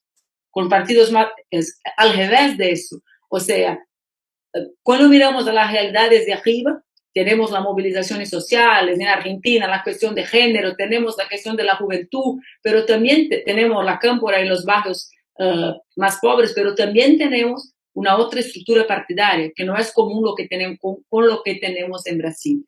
Entonces, creo que la dimensión de comunicación baja, Internet, que es eso, es algo que tenemos que comprender. Le voy a encerrar dando un ejemplo.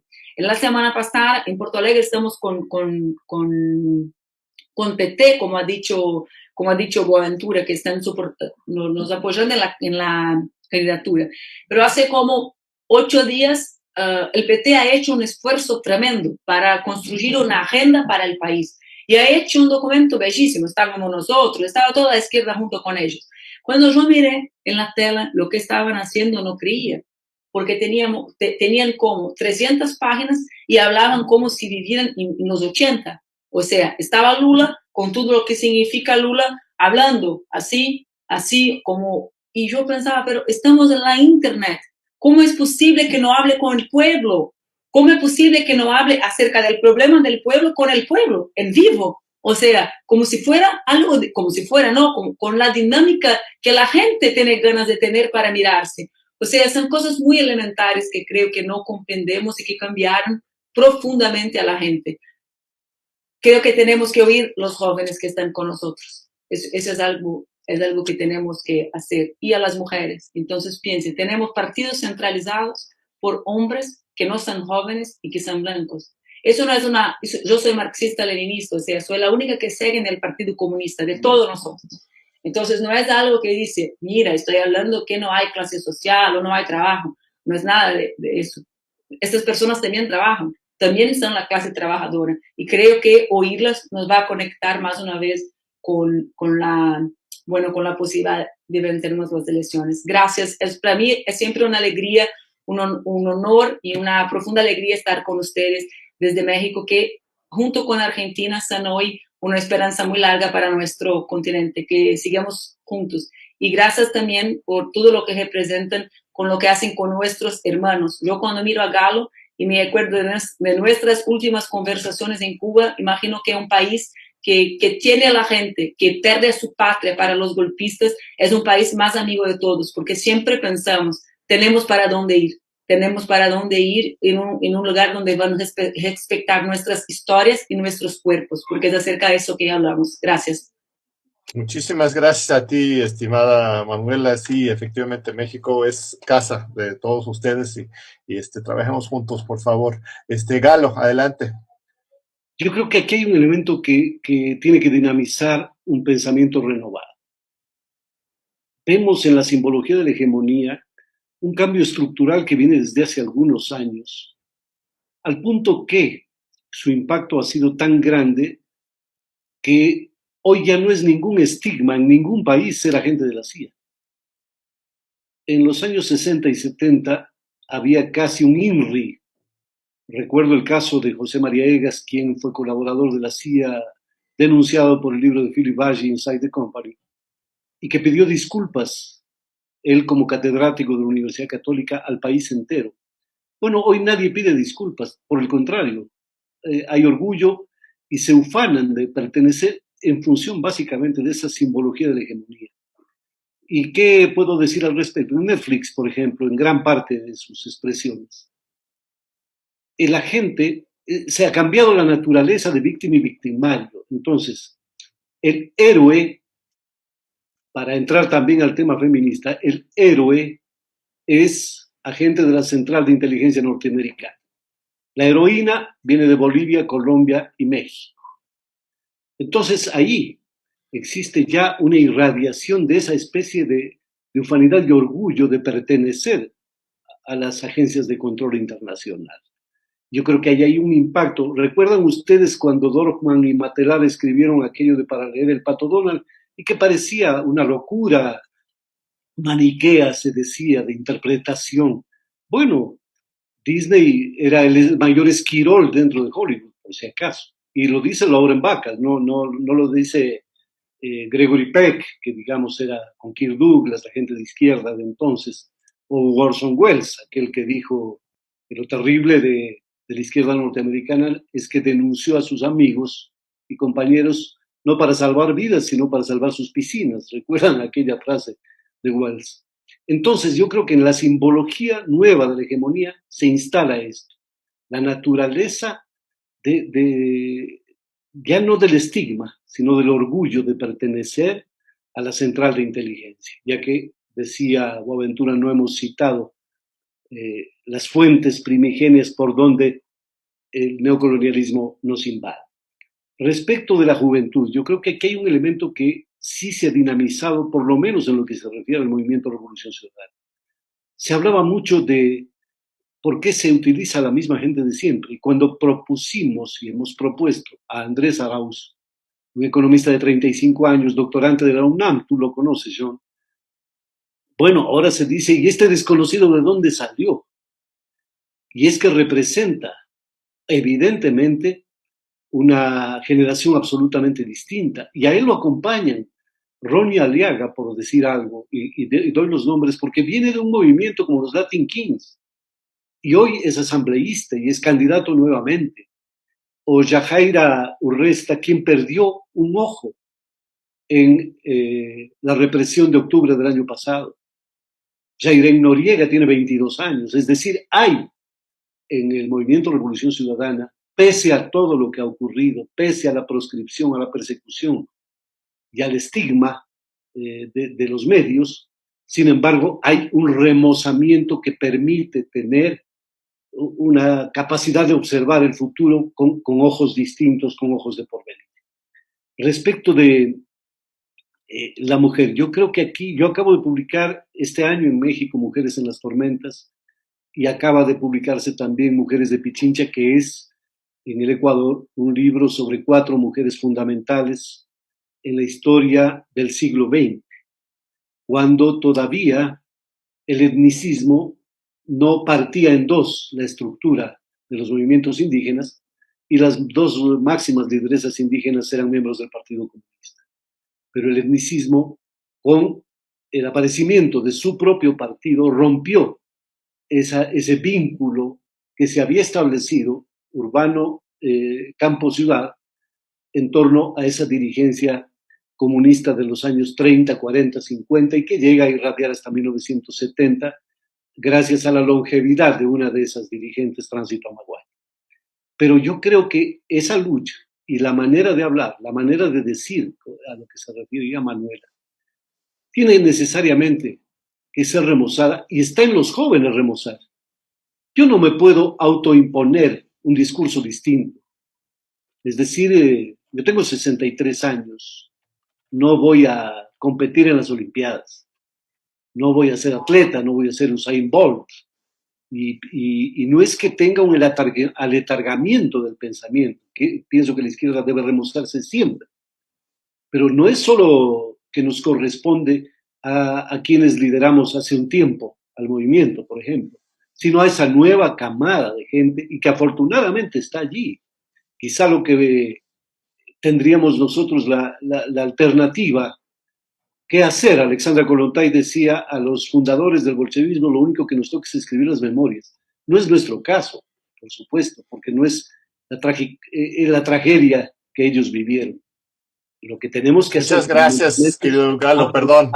Contar con esta experiencia, pero evidentemente empujar a la juventud en todo lo que se pueda y que ellos nos empujen a nosotros. De acuerdo. Qué lujo, qué honor haber estado aquí coordinando esta mesa. Gracias, Marina, gracias a la Brigada para Leer en Libertad, a Paco Taibo, a Paloma Sáenz, a todos ustedes que hacen un gran trabajo desde hace 10 años a favor de la concientización del pueblo, la participación, la lectura y la unidad latinoamericana.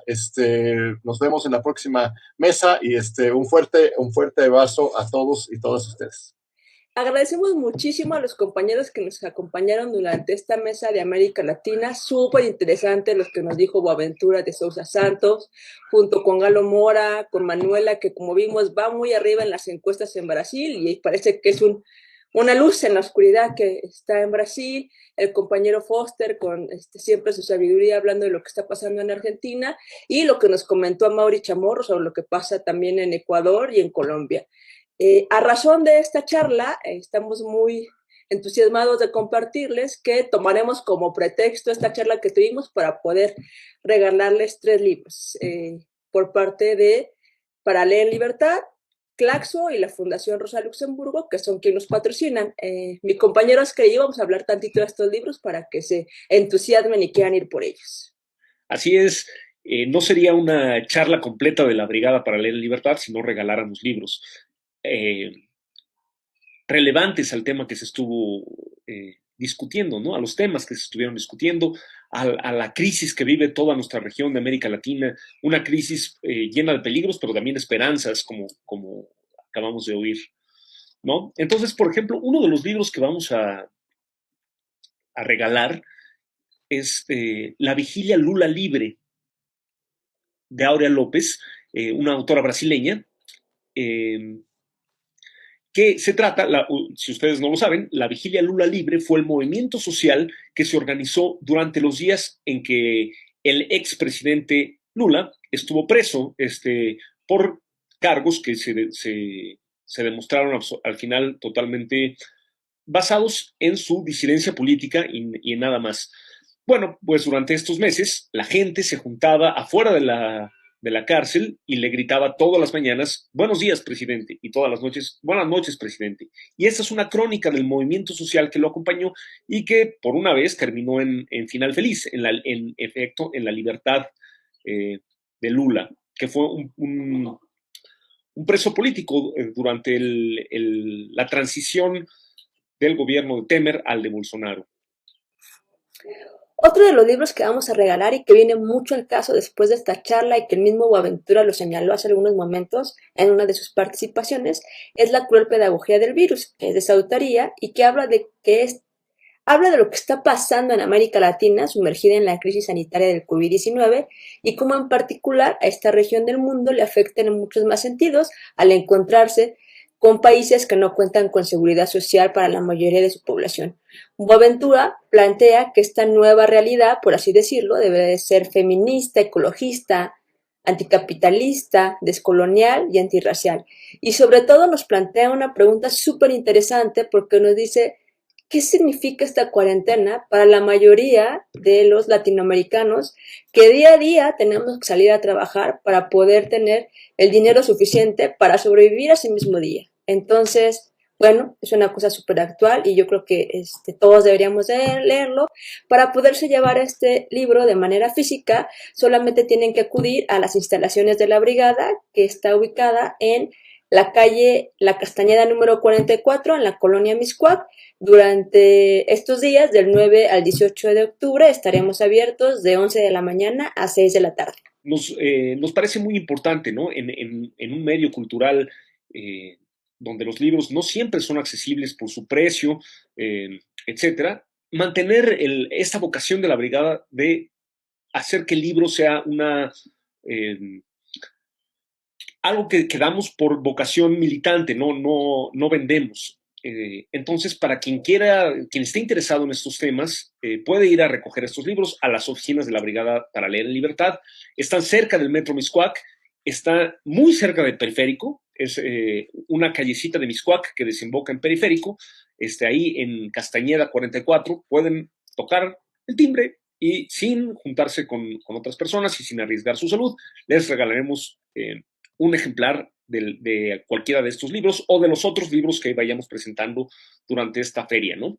Otro que tenemos es Las Sendas Abiertas de América Latina.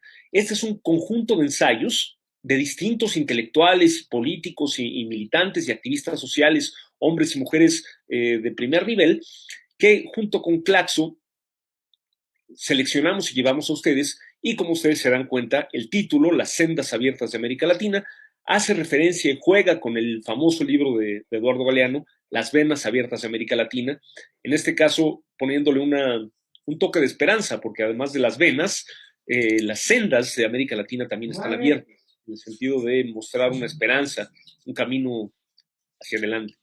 Si bien es cierto que se van a poder llevar cualquiera de estos 5 libros que estamos presentando a lo largo de la feria con tan solo ir a las instalaciones de la Brigada para Leer en Libertad, que está ubicada en la Castañeda número 44, Colonia Mixcoac, en la Ciudad de México. Todos los demás no se desanimen. Recuerden que mediante la página de la Brigada, que es www.brigadaparaleen.libertad.com/libros, pueden descargar más de 220 libros, y ahora estos que se acumulan, que hemos editado a lo largo de estos 10 años que estamos cumpliendo.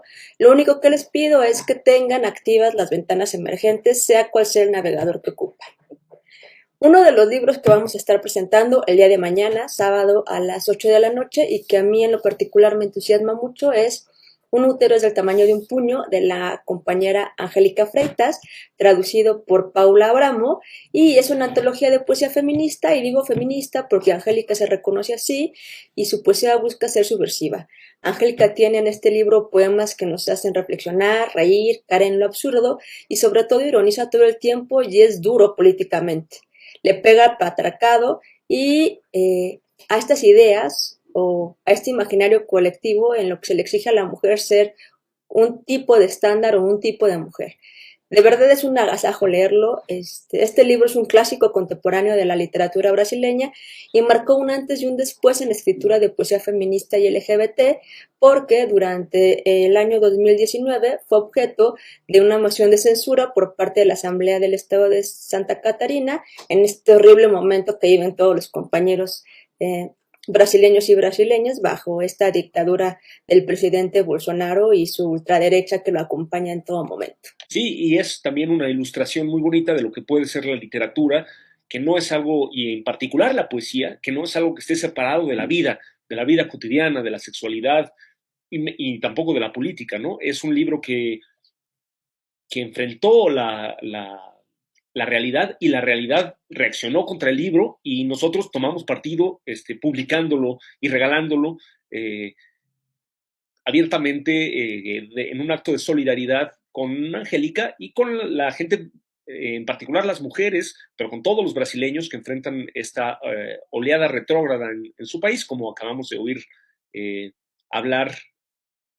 También, obviamente, este libro ilustra un poco, y este episodio ilustra y acompaña un poco de lo que nos habló Manuela y de la situación de Brasil y en cierto modo de toda América Latina, donde hay un sector de la sociedad que no quiere aceptar ningún cambio, no quiere aceptar la lucha contra la opresión de las mujeres en particular, ¿no?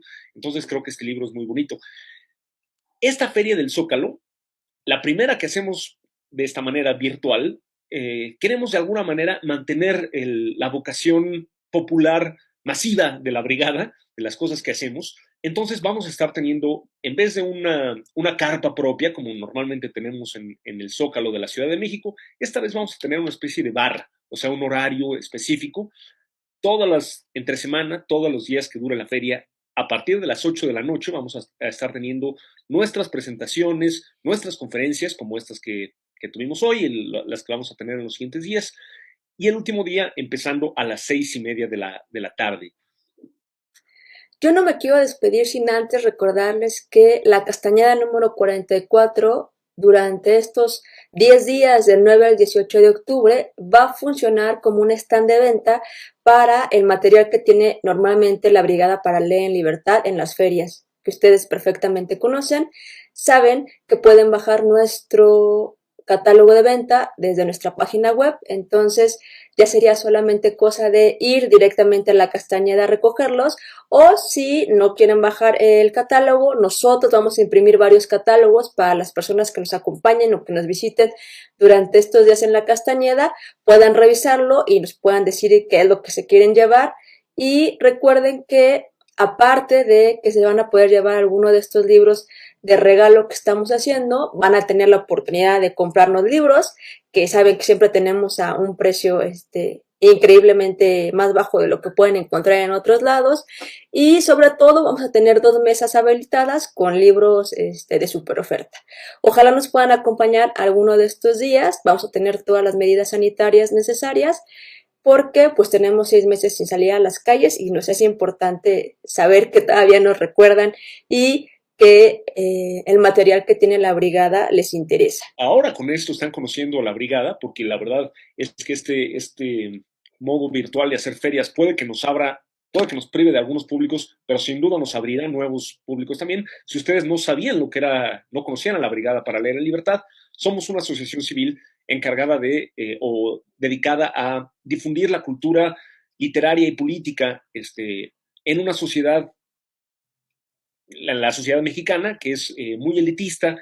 Entonces, para contrarrestar el alto precio de los libros y incluso la costumbre de que la gente, de que la cultura es una cosa pensada para las élites, para contrarrestar esto, trabajamos en alianza con el movimiento social y en general con la izquierda para hacer llegar libros, por un lado regalados, editamos libros para regalar, como los que hemos mencionado, pero también vendemos algunos libros por debajo de su precio de mercado, ¿no? Entonces, justamente ahora, si ustedes están interesados en los libros que vamos a regalar en esta ocasión, vayan a la oficina de la brigada y échenle un ojo a los libros que vendemos, porque no son libros cualquiera, son libros escogidos porque nos parecen relevantes, interesantes, y además están por debajo de los precios de mercado. Entonces vale la pena que le echen un ojo. Pues bueno, los invitamos a que mañana nos acompañen a las 6 de la tarde con la charla de literatura y a las 8 con la presentación de Un útero es del tamaño de un puño. Toda la demás programación la pueden consultar en nuestras redes sociales y esperemos que esta feria virtual sea de su agrado, que nos síganos en todas nuestras redes sociales, en todos lados nos pueden encontrar como Brigada para Leer en Libertad y nos vemos mañana en este mismo horario, en esta barra de la Brigada durante la Feria del Libro Internacional del Zócalo Virtual 2020. Muchas gracias por acompañarnos y saludos a todos. El Gobierno de la Ciudad de México, a través de la Secretaría de Cultura, editoriales participantes y para leer en libertad, invitan a la Feria Internacional del Libro Zócalo Virtual 2020. Presentaciones, charlas, debates, homenajes y más del 9 al 18 de octubre de las 12 del día a las 12 de la noche a través de la página filzocalo.cdmx.gov.mx. No te pierdas nuestras actividades a través de nuestro canal de YouTube, todos los días de 8 a 9 de la noche y en otros horarios que puedes consultar en la página brigadaparaLeerEnLibertad.com. Búscanos en redes sociales y sigue las transmisiones para conocer nuestro catálogo de ventas y llevarte libros de regalo que podrás recoger en la Castañeda 44, Colonia Mixcoac. Feria Internacional de Libros Zócalo Virtual 2020, del 9 al 18 de octubre. Para leer.